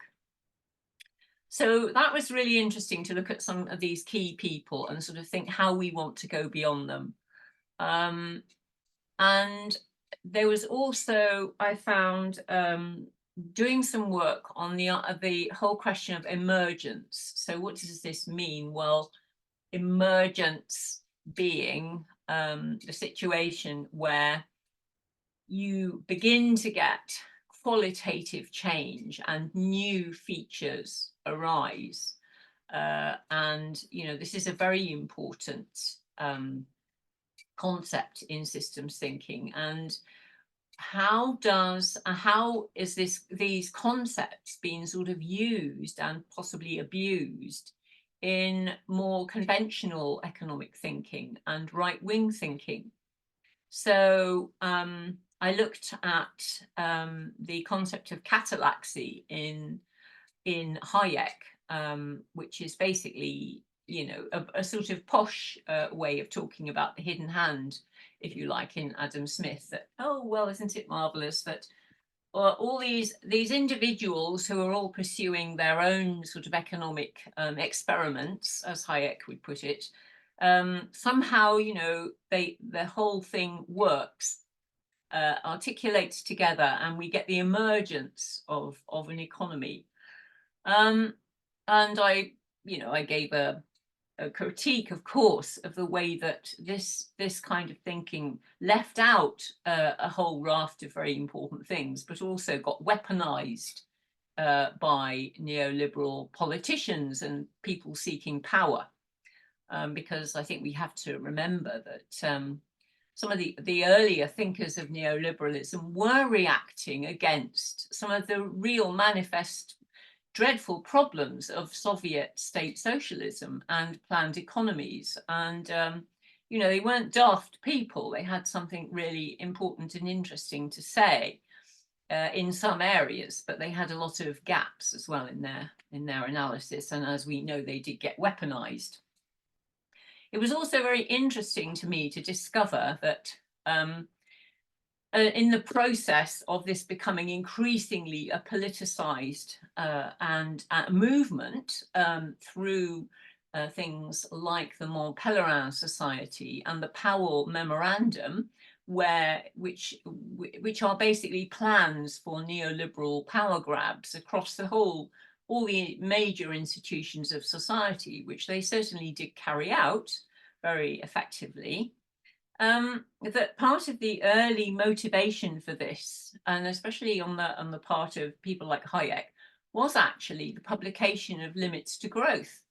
And they got the wind up about this quite significantly in the 70s. And, you know, I discovered that Hayek's Nobel Prize speech actually referenced Limits to Growth and what a terrible thing it was, and how basically they needed to get their retaliation in first, so that all this environmental and limits and whatever nonsense didn't take hold, so that people didn't question the market ideology which they were putting forward. So then we began to look at systems for new economy. So what could be offered from systems thinking? And I think Ian's going to talk a bit more about narratives. So how does systems thinking help communicate in a sort of holistic or stepped way that people can engage with the relationships between evidence from the system sciences, like you know, evidence from the Earth system sciences about where we are with the global life support systems of the planet, social elements and all the systems elements that apply to that, including social feedbacks, and patterns and narratives of solutions that people can sort of latch onto. And I guess what I would say about that now is I'm thinking, you know, one of the things that we could go on to produce would be something more along the lines of a kind of toolkit approach. Wouldn't be a bad idea, because there's nothing like concentrating on actually preparing things that people can go away and use to trying to sort out your thinking. So I'm just going to have to stop share this a minute. It's got stuck. Sorry about that. Try again. See if I can make it move.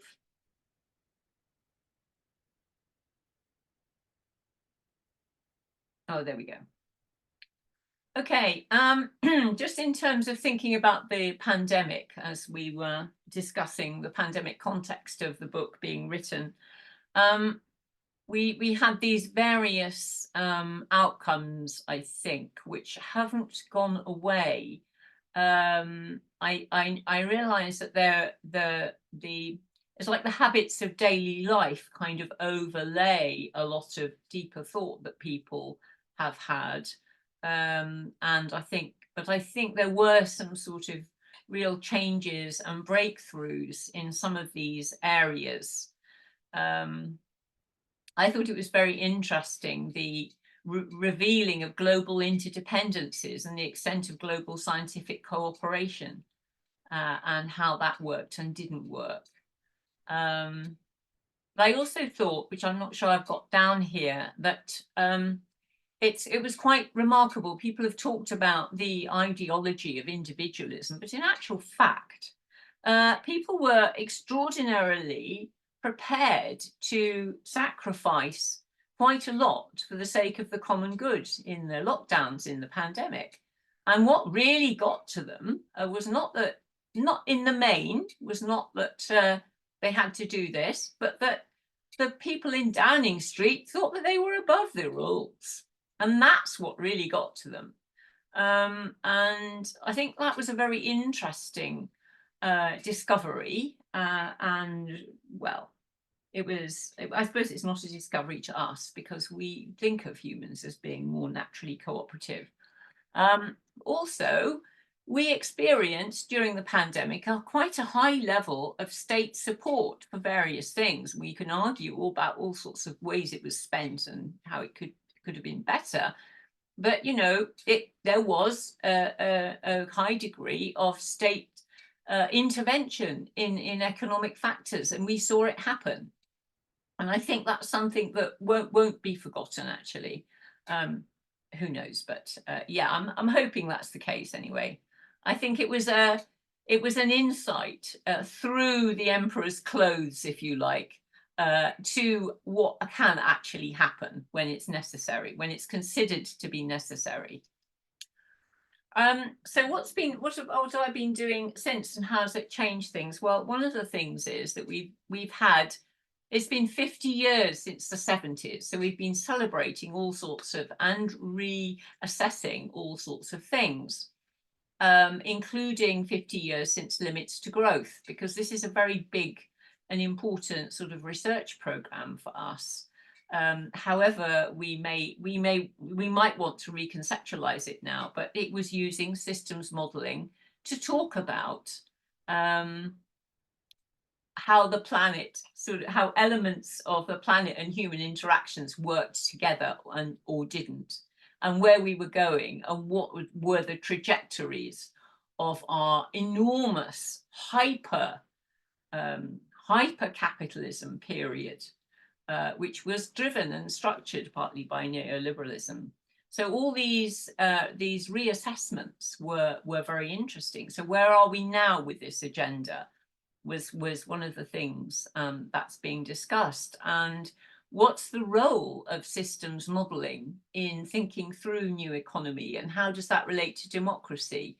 And how can citizens understand what the hell is going on when this kind of work is being done? And actually, it's not as difficult as all that, because citizens can quite readily understand the basic maps, the basic core dynamics that underlie a lot of these models. You don't need, it's a bit like driving a car, perhaps. You don't really need to understand how it all works to understand that it's going to get you from A to B. And just the enormous explosion of stuff around degrowth, post-growth, etc. And I'm not a fan of that particular title in many ways either, but there is an enormous amount going on, and actually going to France for that conversation was very interesting, because there's a very strong degrowth movement in France amongst younger people. And also there's some very interesting publication. This comes out every month, Alternative Économique. It's got some really good stuff in. Sobriety is, if you like, a word for what I might call enoughness. That concept that you can actually have enough. And this is a key factor appealed to in the Wellbeing Economy Alliance as well, including in one of our Schumacher lectures by Catherine Trebeck, the idea of arrival, the idea that actually we don't need to grow anymore. What we need to do is redistribute what we've got much, much better, tackle inequality directly instead of pretending it's going to be fixed by trickle down. So yeah, I was just pointing to some of the, here on the left, pointing to some of the encouraging things that are still going on. And the Wellbeing Economy Alliance is still active and creating new ideas, and is also involved in government in Scotland. For example, they have a WeGov alliance that has been damaged by some of, for example, the change of government in New Zealand, but it's still going. It still has quite an influence. We have foundation economy approaches in Wales, which is basically about leveraging all the public money. So, I mean, one of the key strategies of neoliberal economics was to try and make sure that public money got siphoned for the private sector. But this is all about making public money work for the public. And the principle that public money should generate public value is a very, very important one, which actually the government itself has taken up, but only with the farmers. And I think the farmers have got some justification in feeling that they've been singled out. And that brings us on to the European Green New Deal, and the whole question of just transition, which is a massively growing agenda. And again, this points to the need for the state and government, and at different levels, to have a role in helping enable local economy and helping to trying to left, Jennifer. sure, 5 minutes. Thank you very much. Okay. Trying to make sure that that public money is used to support the local economy. That's what the Preston model and the foundation economy is all about. I won't go into that. So what else have we been doing? Well, we've been doing a big lot of work on water transition, and this really made me think a lot about transition as partly needing to be enabled by new economy measures, but also helping to enable them in its turn. And this helped us, myself and Ian and Jake. We were part of a team working with the Environment Agency on this. This work has sort of helped us and me to generate a new kind of model of visioning and backcasting, which I think is can be a very useful sort of tool for new economy, as well as needing to be, some of the measures needing to be enabled by new economy. And something else that I'm now involved in is this a project called Stuck in Transition. So why do so many sustainability measures get stuck? And we're looking here at the concepts of path dependency, lock-ins and embedding, including obviously the embedding of, we may be beyond neoliberalism in terms of ideology, but most of the measures and assumptions of neoliberalism have become embedded over the years in a strategic manner, and how are we going to unpick them? But I think we're also thinking about how, sorry, I'll go back to it. We're also thinking about how the whole situation is deeper than that as well, that there are other elements to do with the innate nature of human systems and the way we tend to think about things, that mean that once, and this is a picture of Ian's, which I should give you a credit for, Ian, this lovely picture, which is just brilliant, which just shows you how when water starts running off in a certain pattern across mud in the Bristol estuary, the Severn estuary, when the tide goes out, it tends to keep going that way. So then the more it does it, the deeper it gets and the more it does it. And there's these feedback systems that we need to be understanding, because it's these systems that make it very, very difficult for us to get out of this groove And of course, there are more sort of complex versions of this, and this is what we're looking at in this project. We're going up to the PSA in Glasgow to talk about this in the context of neoliberal economy, because that's the theme of the conference.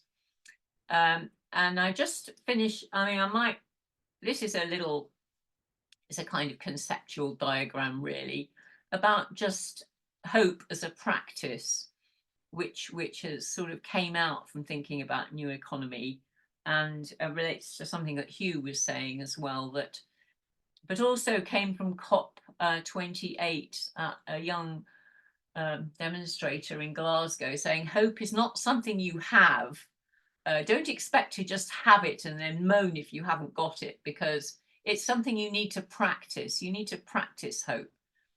And I think this is a very, very sound approach myself, because if we don't practice hope, then it makes it very much more difficult for us to succeed, because in the social sphere, there are feedbacks, and we know actually that our economy is notoriously unstable because of these feedbacks.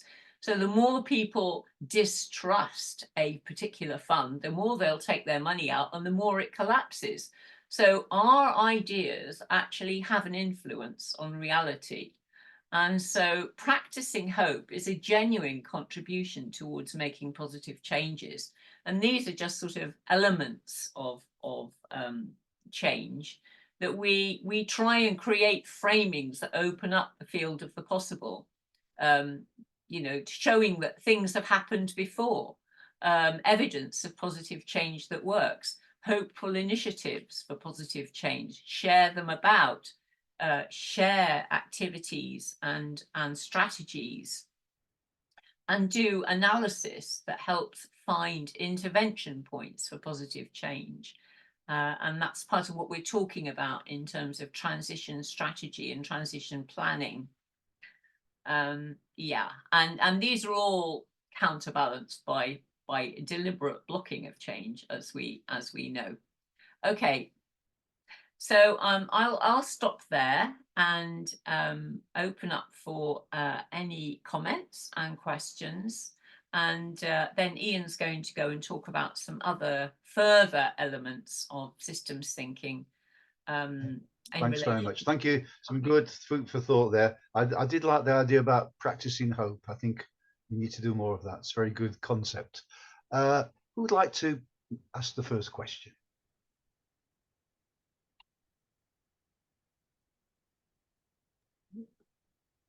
Give people time.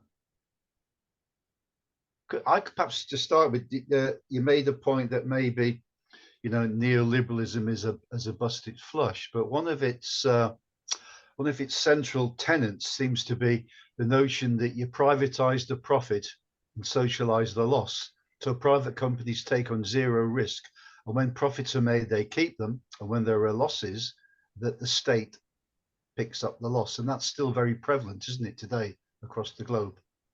Yes, I mean, I suppose people would argue about whether that's actually in neoliberalism or whether that's a further development, because a lot of people I've heard talking in a political economy sort of vein argued that since the financial crisis, that has been the strategy. And from their point of view, it's not even capitalism, actually.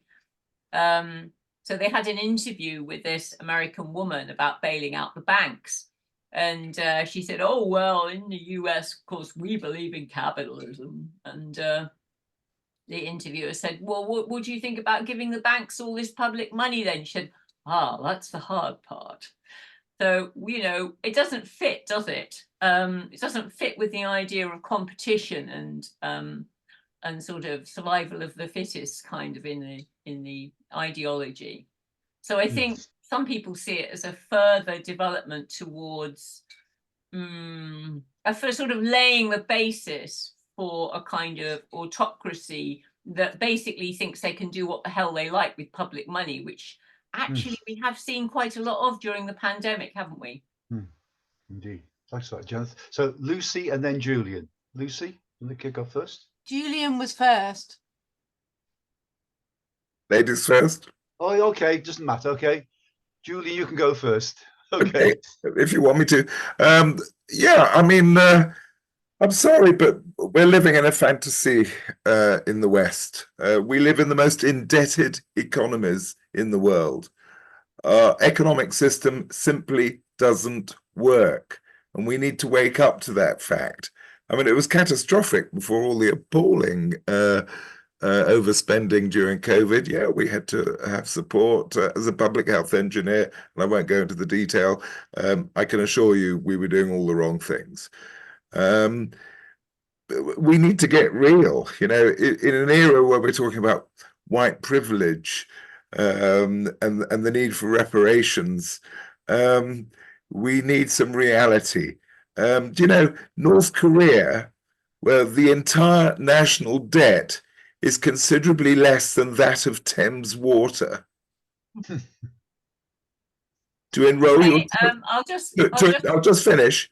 To enroll your children at school, you need to take 2 buckets of human excrement. We certainly live absolutely in a fascist economy that is built on fresh air. So I totally agree we need some positivity, but we've got to operate from that base level realization of where we're at. Nothing in our society and economy works. It's all rubbish. Okay, Julian, you want to comment on that, Jeneth? Well, actually, a lot of that is said in chapter 1. That's a good author's comment, isn't it? Yeah, we do say all of that, and the whole question of ecological debt and so on is dealt more with or sort of turn it on its head. Vala's session on regenerative economy. But yes, of course, I agree with you. We've built our house on sand, and we've exported it to the rest of the world as well. So I don't disagree with you there. And I do think we need to get real. Yes, I'm an ecological realist and a political idealist. Okay, thanks for that, Jeneth. Lucy. And I would just add that I don't think we want to live like in North Korea somehow either. And so it links to John's chapter on democracy as well. But yeah, no, I just I don't really have a question or anything. I was just thinking about what you were saying about Hayek's speech and his sort of anti-environmental agenda and his anti-economic growth, anti-economic growth argument.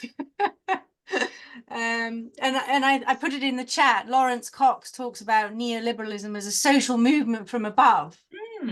And I think that's a really interesting way of seeing it. It is the Mont Pelerin society, this kind of transnational capitalist elite that is trying to consolidate capitalism in a new form. And when you said, yeah, neoliberalism sort of doesn't really work anymore, but I guess the continuity is that it's still capitalism. It's just that capitalism is now moving into a more authoritarian kind of version of itself. And we're seeing this sort of, as John's already pointed out, this sort of, swing to the right everywhere. Let's hope England will go a different way, or Great Britain, UK. And then also sorry. It looks like it, doesn't it?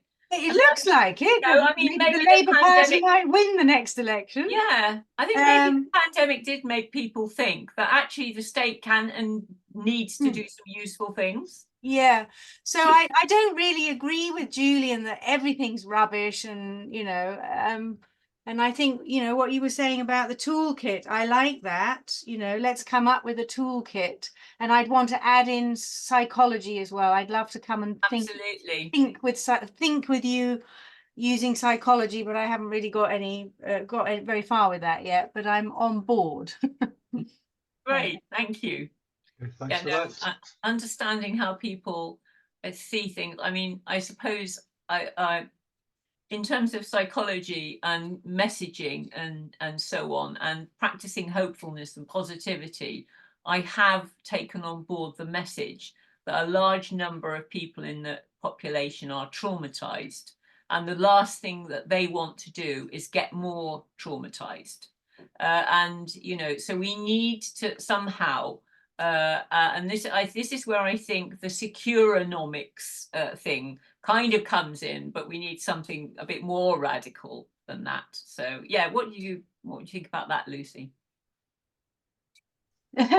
No, I mean, you know, when I say psychology, I think also, you know, psychoanalysis and the sort of depth psychology of the unconscious processes. You know, there is a lot of anxiety, and so we're defending against it, and kind of our consumerist kind of euphoria is kind of a response to the anxiety. You know, I think someone put it in the chat, you know, let's just keep partying because there's nothing we can do.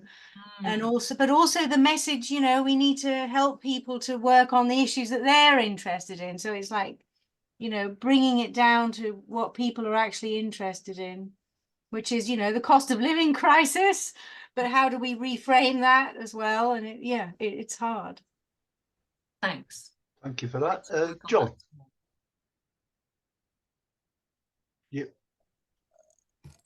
Yes, I agree with Lucy, and in her last point, yes, bring it down to what people's real needs and concerns are, and show that only long-term sustainability solutions will actually deal with those effectively. Yeah. Just two other points. I think there's within neoliberal thought, going back to the 20s and 30s, Hayek and von Mises and others, they talked about the market, but they also anticipated there would be a need for a strong state to create the conditions in which the market would operate. So I think there's nothing antithetical in neoliberal thought between a strong state and the market. Although von Hayek was certainly not a fascist, they did see Mussolini as a savior of capitalism, and I think in the same way as Milton Friedman saw Pinochet's coup as an opportunity for neoliberal policies to be rolled out. I think in terms of the toolkit, I think two things are important, amongst loads of other ideas which people are going to come up with. One is visual communication. If you're going to communicate complex ideas, do it visually. People can get that. And the second thing is organization, how to organize groups, campaigns, and so on, and ensure that there is a clear distinction between those people who are good organizers and good activists, and those people who could actually lead and encourage others to do things. Do you want to comment on that, Janice? No, I don't think so. I think it's a useful sort of development of our general thinking here, which is beginning to kind of, you know, roll along, which is great because that's what we're thinking. Hello, yeah, I've been a bit of a lurker, haven't I? you don't know. I did. Now we can see you. Yeah, I came along to a Schumacher thing before COVID, quite some time ago, which is about rebranding for the planet, basically. I think it was about the time of the Extinction Rebellion, were in the middle of Bristol and so on. But yeah, I'd just say very quickly. I mean, my background is innovation, so I do quite a bit of work with things like Snowden and a thing called TRIZ, and sort of systems thinking approaches and whatnot. And I'll be very interested on the regenerative side of it, because I've been working for quite some time with the government in Oman, and looking at how they can looking at agricultural systems, and actually as well as part of their economy, and actually without really knowing about what was happening, you know, they want to look at their food security, their balance of trade in terms of food, and they want to increase. They're worried that their output's decreasing because their landscape's degrading. But we were asking them about, well, they asked us to have a look at it, and so we started to look at it, and actually we said, actually, you know what, you can switch you can switch their economy back on and regenerate the landscape and turn it green again, actually, if you did it big scale, and you could end up with 10 times the amount. So the thinking, I think my message would be is to think differently, think bigger outside of the paradigm. So I think what I'm seeing here is definitely a left wing. I think I'm just getting the idea that there's a bit of left wing thinking here, and I think that potentially what would be the ideal solution. So going back to some of the sort of innovative thinking is, I don't think there's a way to solve the real climate issues and the real problems in the world with water and all this, that, and other, with some sort of economic revolution. Maybe there's a way of doing that, but doing it all at the same time. I'm a big fan of radical change. I'm an innovator, but also I'm a realist. And I think my take on it is, what are the things? What if you could have something where, say, in the States, like you've got the Trumpians and the Bidenomics come together and can agree on something to get something done? I think you kind of alluded to that. But I think understanding what the other people's point of view is. So there's been quite a few comments about the right wing, as though, you know, there's those right wing people over there. I think a lot of having good dialogue with those other, you know, to try and work out what a good solution to some of the problems are, is to sort of get it to think systematically.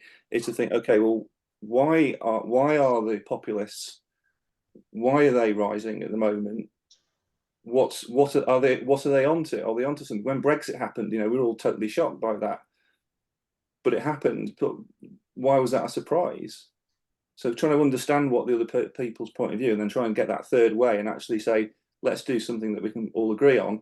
And I think that regenerative agriculture, for instance, is one of those things which hopefully sounds like you're going to be thinking about. So regenerative systems, where you change the framework, you change the objective of the capitalist system or the collective system, whatever it is, the same outputs that you're measuring.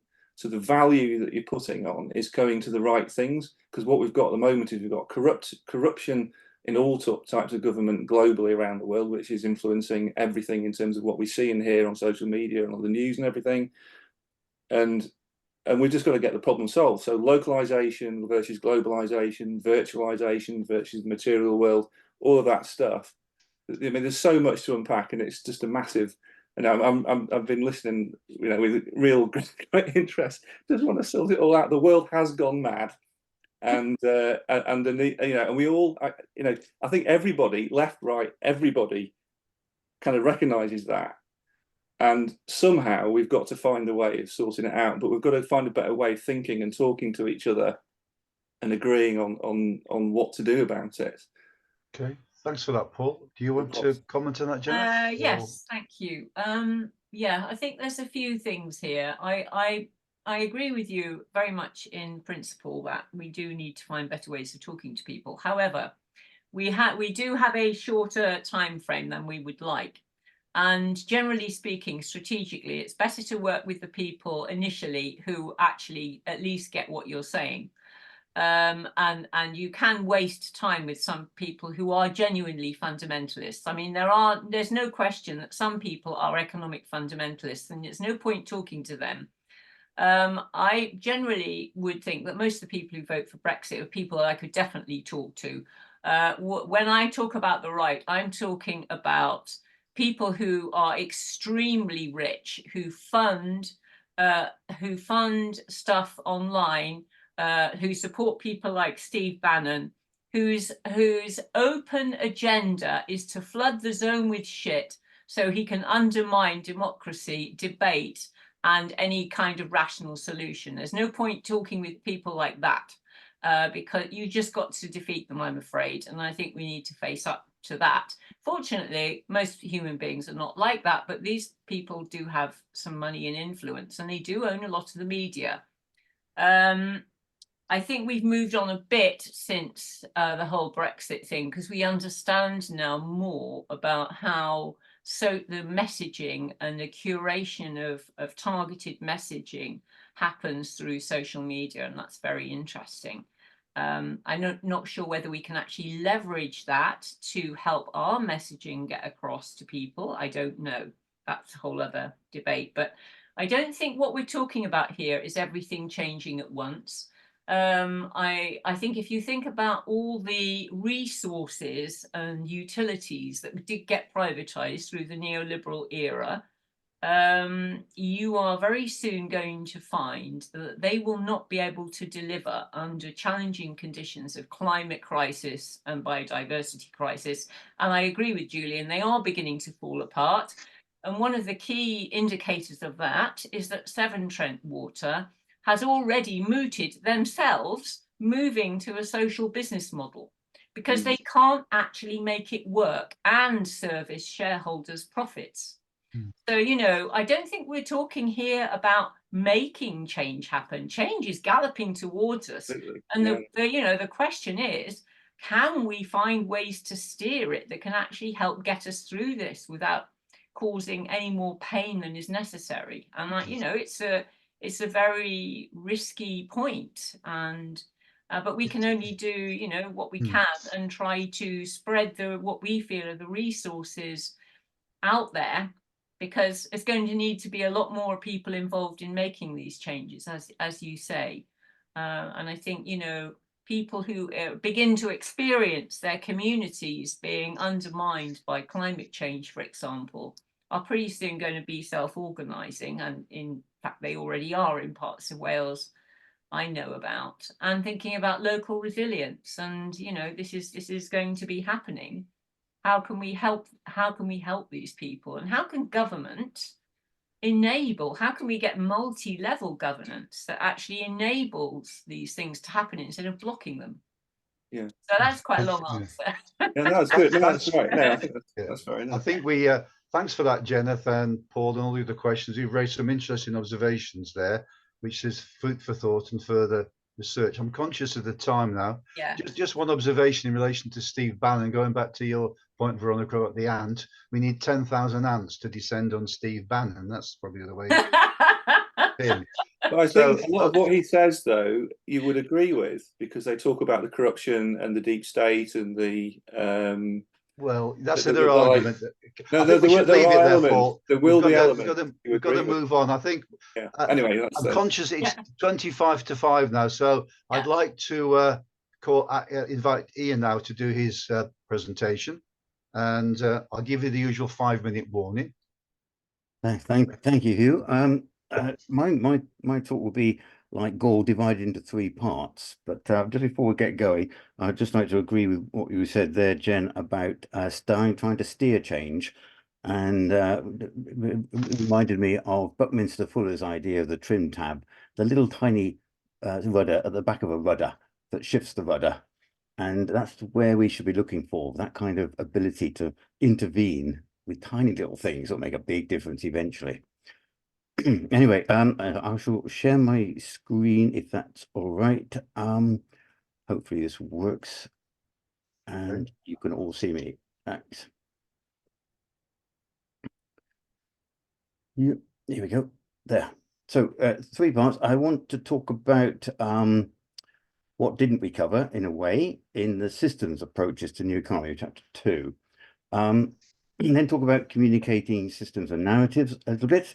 And then what comes next is really a kind of reflection in the same way Jen did about where my thinking has been going since the book, and what that fed into, and sort of a little bit of an idea of where we might go from here onwards. So what didn't we cover?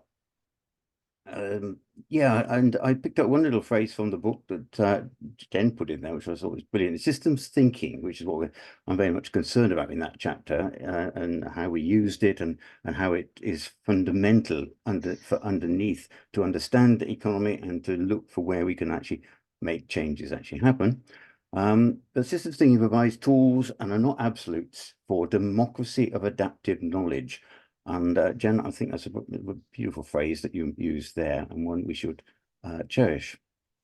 I think really I'd start with looking at the 4 types of systems thinking, and where we sort of touched on and brought them in.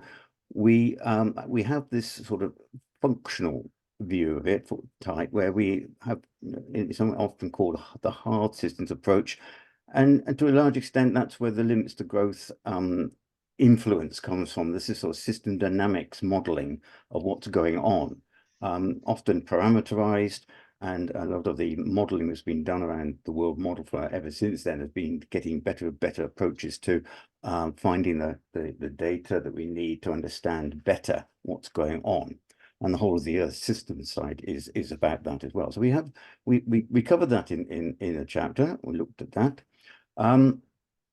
We explored purposes in terms of that interpretive way of looking at it, and this is where the soft systems views comes in, where we're very much concerned with people. And as Jen said, a lot of this work has been done through the sort of management studies area and organizational change. People have brought in this a lot. We're trying to interpret what's going on from the soft systems point of view. We touched on sort of the critical systems thing, the sort of power, the control and coercion elements of the systems thinking can bring out there. And I'd like to talk a bit more about that in a minute. The one area that we didn't really cover in the book at all is this sort of fourth type of systems thinking, which often gets neglected, which is the whole point of systems thinking is to break the molds, to challenge things, and often it's ways of having a bit of fun with what's going on. It's called the postmodern systems approach, and I think we didn't move into that area with what we actually wrote in the chapter. I mean, if we had done all this stuff and the whole thing, the book would have been so long and nobody would have ever read it. But nevertheless, there's sort of elements of systems thinking that we didn't really look at too much. It was the sort of, this area for me is one that I'm particularly keen on, and although we did touch on it, we did talk about it a little bit, we could have spent a lot more time writing about the sort of the critical systems approaches to what's going on. In a way, I think this is because the political aspects, which is what this covers, is covered elsewhere in the book.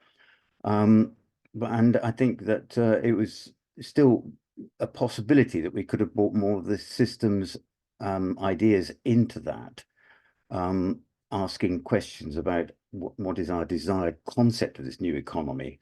Did we describe the new economy well enough to actually critique it? Is maybe a question we should ask.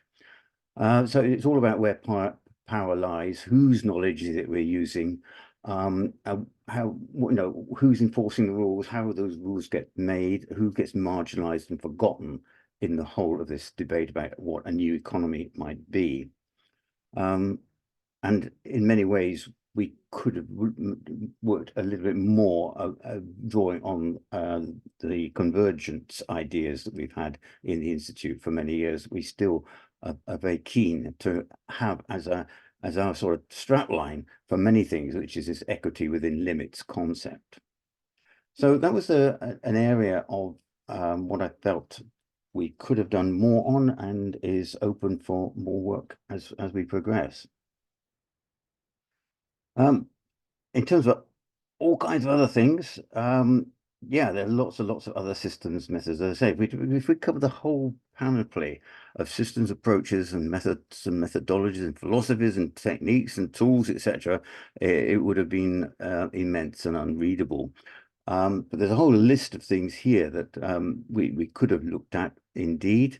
Some of the ideas around, I think, systems intelligence would be really good. How often in our thinking we don't actually develop the intelligence within the system itself. And the other one is the last one on this list here, which is a systemic failure, which has led to me thinking a lot more about where we go next with things.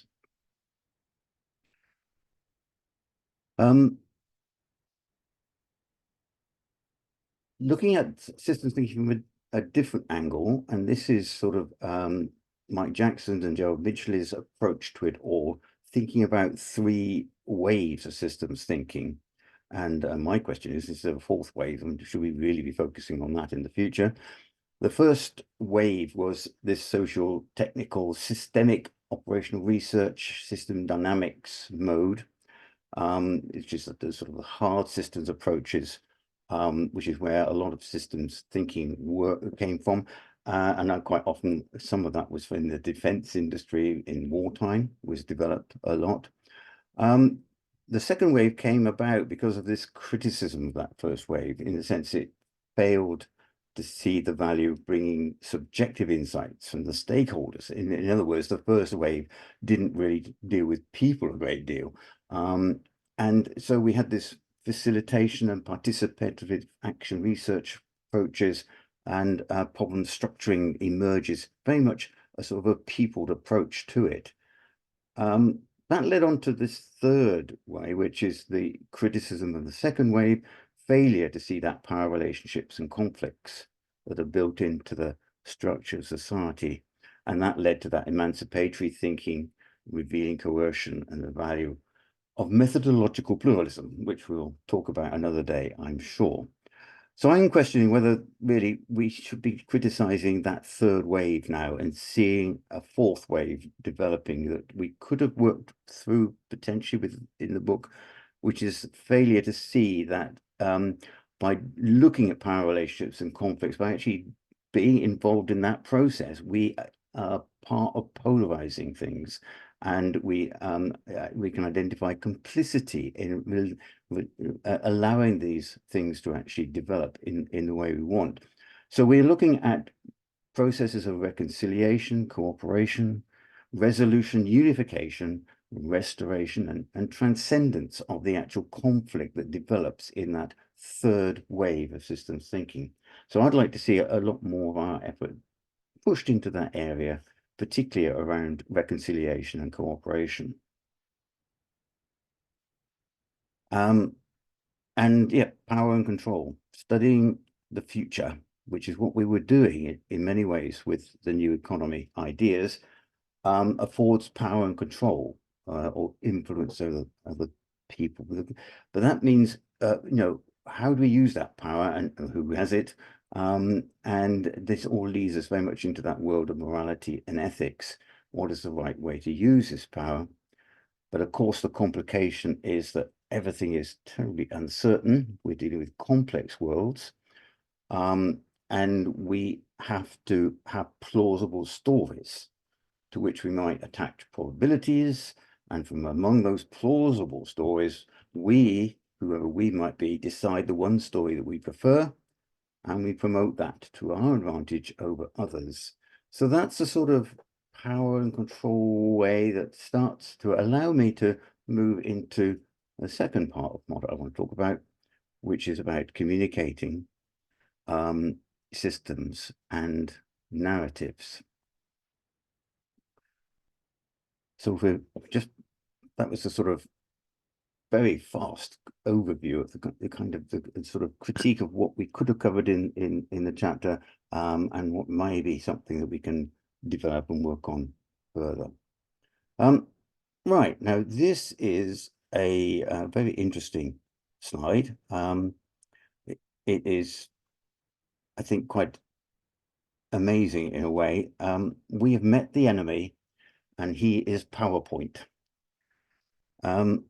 This was actually put up in front of obviously a very senior level meeting about the Afghan war. And General McChrystal says, when we understand that slide, we'll have won the war. And it's become part of the sort of apocryphal stories in systems thinking. Don't ever put a slide like this up in front of anybody. It's spaghetti. And that is really a remarkable way to demonstrate the difficulty we have in systems world to actually communicate. You can actually look at a much simpler one, well-being. I picked this up from somewhere, not quite sure where I got it from, but I thought, oh, looks like a sort of fairly standard causal loop diagram of a map of a systemic kind of issue, which is how does well-being come about? It's a complex story. Where do you start? It takes a while to walk your way around this thing. you maybe start with the demand for well-being and seeing all the influences and the connections and the cause and effect links. There are 15 factors in this diagram, and there are 26 cause and effect links between them we can see. We can find the loops, which is what the causal loop diagram is all about, whether they're reinforcing loops or balancing loops. They're not actually marked on this because they're a bit vague to see them, but there are some there. I did look. And we can find, using those loops, we can find some of the archetypes, the patterns of behavior that we are common across many different systems.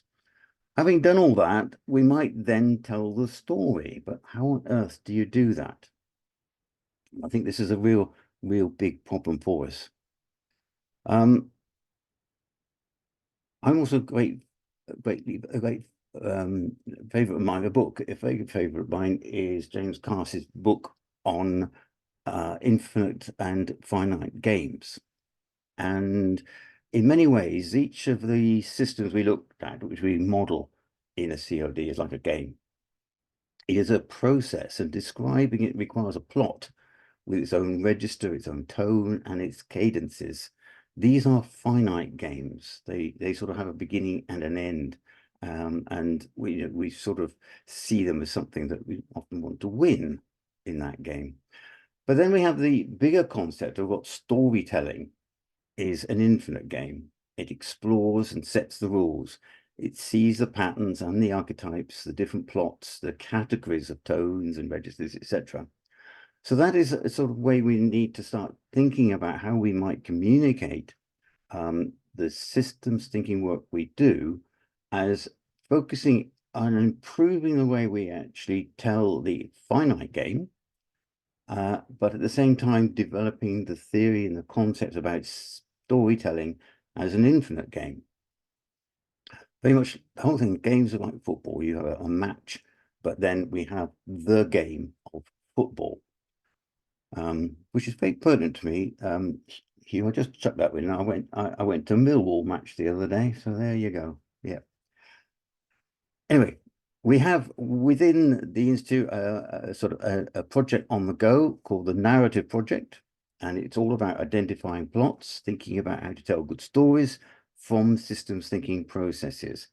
I'm lucky enough at the moment to have 2 students from UE working on this, and they come from the English faculty. So that's really interesting, good to bring them in to look at how we can identify common plots that we use and how they might be made more effective, and how we might invent some new plots. Because often the plots we have in our stories are things like, it's all bad stuff out there. It doesn't have to be like this. It can be changed. If people got together, we could do something differently. That's a very common set of plots. That's a very common plot that we actually use. And there are many other plots like that. Often it is, this is awful situation, but there's hope at the end of the story, the game. So we are trying to identify plots like that to try to see how we can work them through and improve the way that we can do it. At the same time, trying to take CLDs and see how we can translate them and work on the techniques of changing a model like that into something that is useful elsewhere. The other thing is that, that's all very well, but the actual important thing about this, the work we do in terms of systems mapping, etc., it's not the end product that we want. It's that the messy spaghetti diagram is an output from it that we don't necessarily need. The outcome we want is the process itself, which is where we make the possibility of change happen, where we understand that we are participating with other people, we're building trust, we're looking at common ideals, we're exploring and reflecting. And it's that process which is the important thing. But of course, it is only limited to the very small number of people involved in the system mapping process. Right, what comes next? This is my 3rd section, which is all about where my thinking has gone since the book. I've been thinking a lot about shifting massive systems. Again, as Jen said, it's that path dependency problem, the lock-ins we have, the vicious circles we're in. We seem to be beating our heads against the wall for the last 50 or more years with the same problems that haven't seemed to move in any way at all. But we also have to recognize that we live in an economy that has developed huge, massive systems, whether these are infrastructure or institutional systems. They are extraordinarily big and they are not going to be moved overnight. I'd like to just mention some books that I've managed to read in the last little while. Breaking Together, very much about societal collapse, and there is this whole collapsology world which we need to explore and understand what's going on there. We published the book for Jen Bendel on that, and it's quite influential. I don't agree with a lot of it, but I do think it's very important to explore those areas as well. I've also managed to read a book by Backlash Smil on growth from microorganisms to megacities. And I need congratulating on that because it's over 600 pages long and it's a heavy beast of a book, but I found it fascinating. We also have the books around I looked at, which is When Nothing Works, from Cost of Living to Foundational Livability by a group of people led by Luca Calafati. Really important stuff there that is shaping my thinking a lot about where we might go. And then we have, Not the End of the World, which is a kind of counterbalance in a way to Breaking Together by Hannah Ritchie, which is the positivist way of looking at it, positive in the sense of being positive about the world we live in, and in many ways, a lot of things are getting better. So that's been a little bit of input to what I've been looking at that leads on to thoughts on particularly the UK economy. And I think this is a short list. I'm sure you can all add lots of other things to it. School conditions, 24,000 school buildings were beyond their original design life. That's a third of the entire school estate in England is now beginning to run over the edge of the cliff. Roads are disintegrating. More than 14 billion is needed to fix the backlog of carriageway repairs, and that doesn't include fixing the potholes, right? This is the carriageway repairs that need on big scale. Our roads are disintegrating. Our sewage system, £100 billion investment in the next 5 years is coming up just to keep it working. This is what massive systems are all about. The NHS and social care are on their knees. We don't need reminding about that. We see it daily in the news. We have housing shortages. We've got railway failures. There are over 1,000 daily cancellations of trains at the moment. With biodiversity decline, river pollution, which I'm particularly concerned about because I like being in the river, energy crises, and of course, transitions are happening. So is most of the UK economic activity about crisis management? I think 5 minutes left, John. So Ian, sorry, 5 minutes left, Ian. Yeah, thank you. I would say yes. Degrowth is happening. So how much we would talk about an idea. This is a lovely article in Conversation. If you follow the degrowth agenda, it leads to an economy that looks a lot like the sickly UK. Degrowthers advocate cutting investment as a way to reduce use of precious resources, which is exactly what the UK government has been doing for the last 40 years. So, getting to set the scene. But of course, the old economy, rather than our new economy, which we haven't really defined what it is, continues to change. We have co-transitions going on, and this is something that came out of the work that Jen led for the Environment Agency.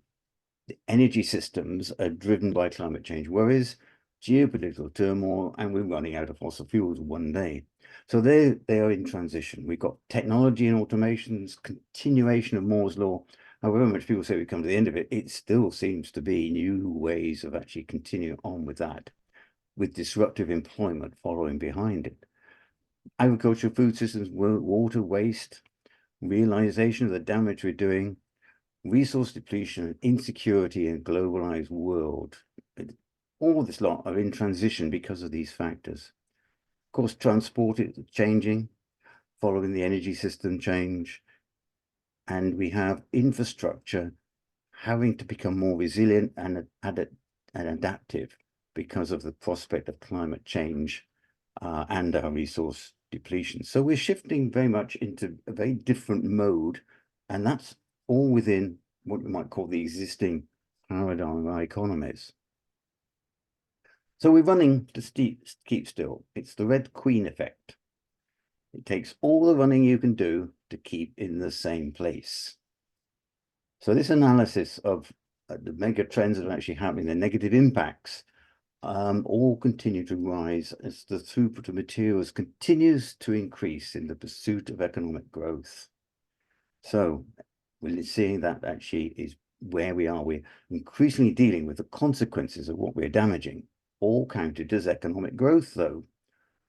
That is, phenomenal. I call that negative growth, to give it a moniker, right?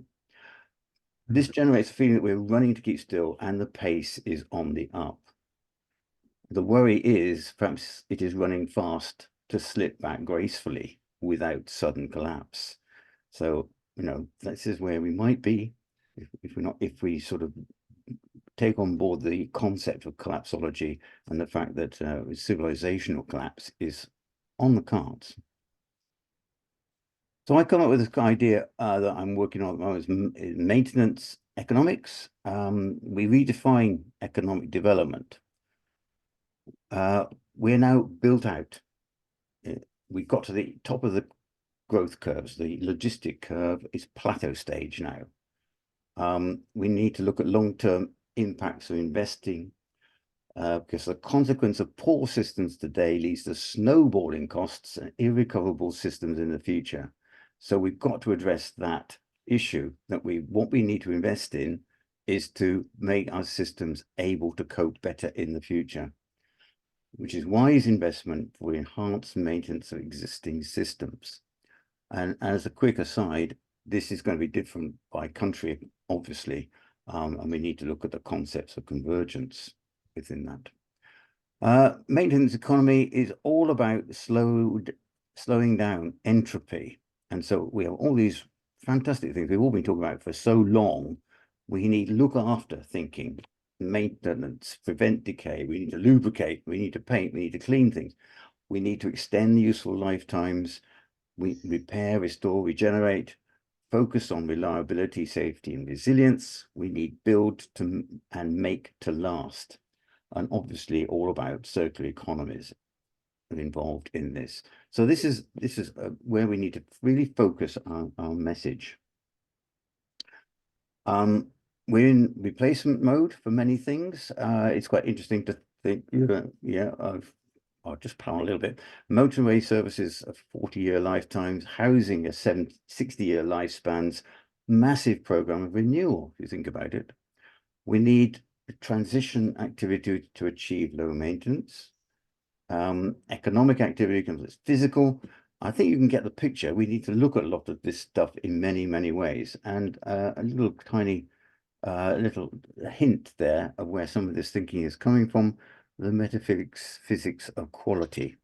Anybody know about that? Would be interested to know if anybody knows that illusion there. The narrative. I think this is probably the way I really wanted to get to for this section. The fear of losing everything is known as catastrophobia. It's a lovely word, isn't it? Catastrophobia. And it's deeply rooted in our survival instinct. It's a fear that can be manifested in various ways. From the fear of losing material possessions to fear of losing loved ones, etc. So the narrative of maintenance economics could play on catastrophobia. It is a way out of that. It is conservative with a small c. It's about positive growth, shifting our economic activity more to the services, arts, sports, culture, and caring. It is restorative and regenerative, nature-loving. It is technophilic. We need innovation for the continuing drive to slow down entropy. But of course, there are dangers with this narrative. It's not progressive. Redistribution is not obvious. It is parochial, tending to autarky if we're not careful. We need to think about localization is going to be likely. Simplification is key. Human scale. Work expands in services. As appropriate high technology. And I put those down there so that we could go back to the man himself who advocated all of those things way back 50 years ago. So that's me. Thank you. Thank you very much for that, Ian. There's a huge amount there to think about. I just want to make one observation that you've satisfied one of the key criteria for new economics, resilience, both in your ability to go to a Millwall football match and manage to survive without any physical damage, and secondly, your ability to read a 600-page book on growth. Yes. Yeah. Well, I'll just pick you up on the Millwall game. Everything can change. Millwall is very family friendly, and it was a great experience. Yeah. Okay, right. You're practicing hope. Excellent. And not only that, we beat Watford as well. Yeah. Okay, good. I think, should we allow about 15 minutes at the most for questions? Because I think people might be tight. It is now 5 past, so we should go until 20 past 5 if we can. I would like to ask the first question or make an observation on that very detailed presentation by Ian. There's a lot in there to think about. Perhaps I could make one observation, because I think, Innie, you did, in terms of systems and thinking, this discussion about just transitions and how important they are. It's that, this month is the 40th anniversary of the UK miners' strike.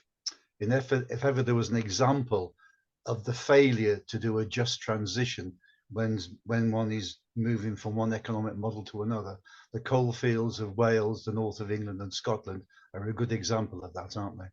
Absolutely. How not to do it. How not to do it, indeed. And it's actually, you reminded me there of another sort of strand of thinking I've been working on, which is called system pathology, which is trying to look at systems and how things went badly wrong with them. And very much like a pathologist would do, trying to find out what were the causes of all that. It was a deep failure that way from a systems point of view. But no, you're right. And I think just transition in so many areas. And I think that's something that Jen sort of worked with a lot with the transition project, was there's lots of transitions happening everywhere and will be happening. And all of them have their element of how do you make it a just process. The only one I'm thinking of that may be an exception to the rule is that the AI might have a tremendous impact on the employment of hedge fund managers and other whiz kids in the city. And I just wonder what kind of a just transition we should have for them. Yeah. Yeah, Jeneth, yeah, thanks for that. Yes, let's put some pause for thought. Thank you. I think we get their brains to work on blooming systems thinking and transitional strategies, quite honestly. We offer them something useful to do. Yeah, good idea. But I do like your notion of maintenance economics. I think it sounds a little dry. Maybe it needs an emotional term combined with it. I don't know.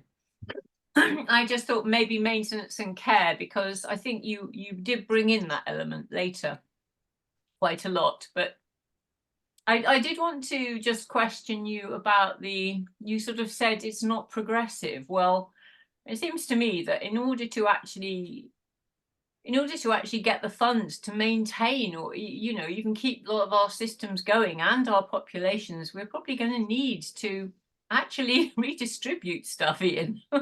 Well, I agree. I don't think it's going to happen otherwise. I agree with you. It's a layer. So maybe it is progressive after all. But it needs a layer to be put on top of it, which makes it progressive in that way. I don't think innately focusing on maintenance alone, it could be used very much as saying we've got to keep our systems going, therefore you're going to have to suffer. Can I just put in? Yeah, I think a challenge for our narrative is that the way I can relate to the degrowth agenda is this idea of enoughness, and small is beautiful, you know, that we can actually have enough. But it's that in itself is a difficult one to sell when so many people, increasing numbers of people in our society, haven't got enough, you know. Yeah, So absolutely. it's like different, you know, talking to the degrowth, it's about differential degrowth. It's all very, and that's where a convergence comes in again, and we are thinking of returning to that sort of in the autumn, aren't we? Yes, I think it is certainly yeah. time to do that now, Yeah, and great. sort of resurrect many of those ideas which are becoming more pertinent again. Absolutely. Yeah. Thank you very much. Anybody else would like to make an observation or a comment? Bastian's got his hand up, I think. I can't see. Where? Oh, yeah, sorry, yeah. I wasn't looking at you. Sorry, Sebastian. I was looking at the wrong part of the screen. Do come in.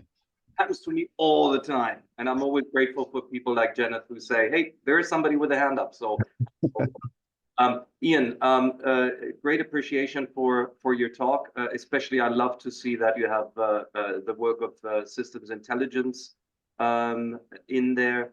I'm here in my function as a curator to the International Federation of Systems Research, to the community. And there was actually something that was being discussed lately, and that is that the UK has such a broad quality of systems thinkers, institutions, landmark individuals who, yet everything you have listed is kind of like at the rock bottom, it feels almost, of what one may call developed Europe. Is there any, like, this is maybe not a question directly to you, but any reflection from you guys why that is? You mentioned the financial industry. For me, that would be maybe one. I don't know. It's just an observation, Ian. And thank you for your presentation. Yeah.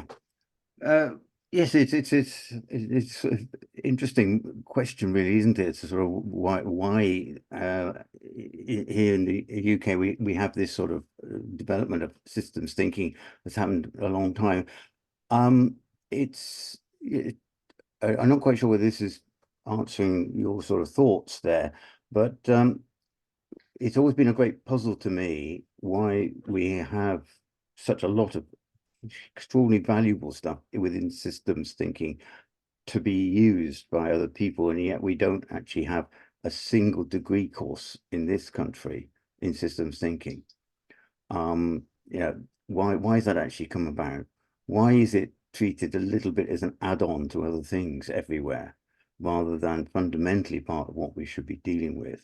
And you can argue in a sense that it's been compared a little bit to statistics, where everybody needs enough statistics to actually manage to manipulate some numbers and come up with a story. And if they really need it, they'll find somebody else to do some deep work with them.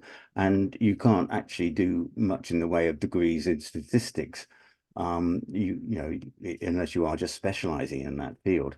So it's why have we got this real problem with getting more involved with systems thinking, and particularly at the educational level, as it also relates very much to me with the difference between knowledge accumulation and the wisdom to actually use that knowledge in ways that we actually require. And I think we have an educational establishment which has got itself into that position where it is all about knowledge and not about wisdom. And how do we answer those big questions about how we should live on this planet, in harmony with nature? And that to me is something that I feel that we just all keep battling away at it, and we're dealing in a sense with a massive institutional system here, across educational fields and business fields as well. Although it's quite encouraging in some respects to find that there are a lot of people who really want to get involved in this stuff. I'm working with a lovely group of people in the health system in Wales who are absolutely keen as mustard on developing their ideas around systems thinking to help them with their work. And so, you know, that to me is that there is a ground level need for this, but we have a huge gap in the middle that prevents so much of it actually happening. Okay, I thanks, don't Ian. know whether that answers your question anyway, but it's certainly, again, my point of view at the moment is maybe a little bit jaundiced about how we actually use get systems thinking into education. Okay, Jeneth. Yeah, I wanted to reply to that question as well, because being somebody who has come to systems thinking, well, my background being in philosophy and interdisciplinary philosophy, by which I mean philosophy of science, philosophy of social science, and ethics, but also being involved in the theories of social movements and you know, debates about epistemology and methodology and so on and so on. I know that there's a large element of this which is a cultural thing to do with British society actually despises intellectuals.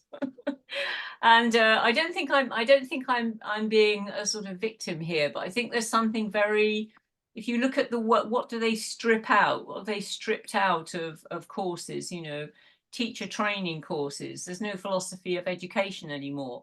Anything that's thinking about thinking is seen as some kind of, you know, pootling piece of nonsense that no one really needs to do. Because what we really need to do is get back to when we were really successful in developing science through commerce.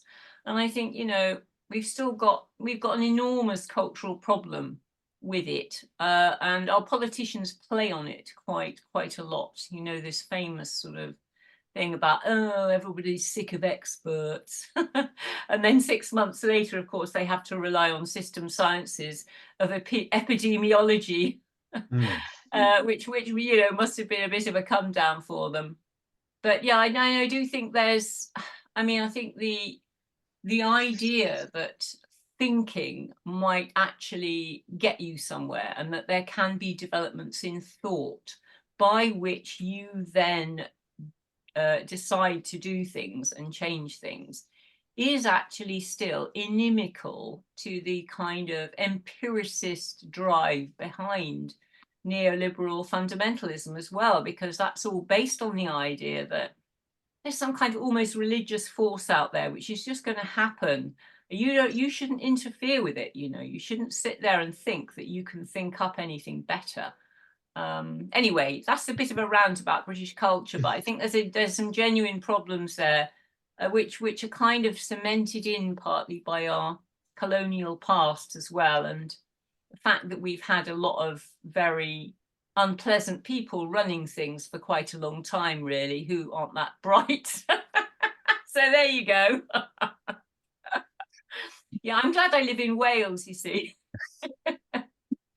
Yeah. Thank you for your question. Anyway, it's a good question. Okay. Do you feel better for that, Jeneth? Oh, good. Thank you. We're nearly approaching about 20 past 5. Does anybody have a final question or comment they'd like to make to, yeah, Paul. I was just asking about why permaculture got in there as a systems thinking thing there, Ian. Why? Well, it's I'm encouraged by it. It just how come you came as a systems thinking approach? Because I don't know, you don't normally see it grouped in with those. No, I think there's a lot to be learned from that. I think I threw it in because we got pretty keen on that. We just got a new project off the ground now on permaculture, and I think that you know, it's one of those sort of what I call gentle approaches to systems thinking, and it's earthy, literally. So it's very sort of down. You know, I think we can learn a lot from it. I think it's very important to have that kind of connection into where some of these ideas are used and generated, and sometimes aren't explicitly known as systems thinking. They are just naturally occurring ways of dealing with things. So you know, I think there's probably a lot more to that list that could be put in there as well. I think I missed out family systems thinking theory as well, which I think is extremely important. So yeah, yeah, it was just a short list. Yeah. I see. One final question from David. Sorry, I No don't want to problem. waste a question if somebody's got a better one. It's just a bit about economic growth, actually. It just seems like, we're trying to eke out the last few sort of percentage points in the UK, and everybody's promising it, but it's sort of not really happening. I just wonder if we've actually reached the plateau, and Yeah. the time is right to have some sort of transition alternative. And you got me thinking. My background in submarine systems maintenance, Good. not quite economic, but keeping old things going. I think certain occupations very much play into this. The criticality of looking after a submarine, I think, is the kind of thinking we need to look after our economy. Yeah, so I would say if you were to strip out the negative activity within the economy, then you would see a decline in the rest of it. The real problem we have is that we see economic growth as being this amalgam of all the activity that's going on at the moment. And if you were to strip out things which really aren't conducive to a good thriving economy, then the rest of it is on a downward path. And I think that's what we'd call it errors and rework, but yeah. It's not that we've plateaued. We've gone past the plateau phase on that, and I think we need to get back to that plateau to a certain extent by focusing in on how do we keep the existing systems that we all live on, rely on, going, because at the moment we're cannibalizing so much of what we are. Really good point. Thanks. Yeah. Thanks for that. Well, I think there's more thoughts we could have, but it's now just after 5:20. So I'd like to thank both Ian and Jenna for very detailed presentations. There's a lot of food for thought there, as I said that for the third time. I think we've got some good ideas for future research and development in the Institute. So thanks everybody too for their contributions to the session all day today. So hopefully we'll see some of you, if not all of you, on the second part of this extravaganza on the 19th of March at 2 o'clock. Yeah, and you should be getting links for that. Yeah. So thank you. But I'm just having one thought as I go. What about the role of productivity in new economics? Is that something we should think about? What does productivity mean in new economics and sustainability? Yeah. Okay. Well, I should shut up now because we need to go. I think. Thanks very much, and see you soon. Your homework, Ian. Sorry? Your homework, Ian. Yeah, that's your homework. Yeah. It's an interesting concept, isn't it? Because the whole basis of growth in Britain, new labour's base, it's all about productivity, isn't it? But how do you improve productivity in social care? It's possible. Yep. And a large base of the British economy is services, which are very hard to boost. You do realise you've asked the last question, and Sebastian wanted to ask one as well. No, I would just. Oh no, you come back. And I should have shut up. One more question, Sebastian, then we'll go for tea. Just very, when you the notion of productivity, I was thinking just have people produce some paper clips and they'll be all happy. But that's just a side note. You guys will be sharing the presentations because unfortunately, Janet, I missed yours. I'd love to review what you shared. Will you share the presentations? We'll have a video. Okay, perfect. Awesome. Yeah. That's awesome. Thank you so much. Thank you. Thanks for coming. See you again. Thanks for that, Sebastian. Yeah. And we'll finally say goodbye. Cheers. All right. Thank you. Cheers now. Bye. Bye-bye. Bye-bye. Right.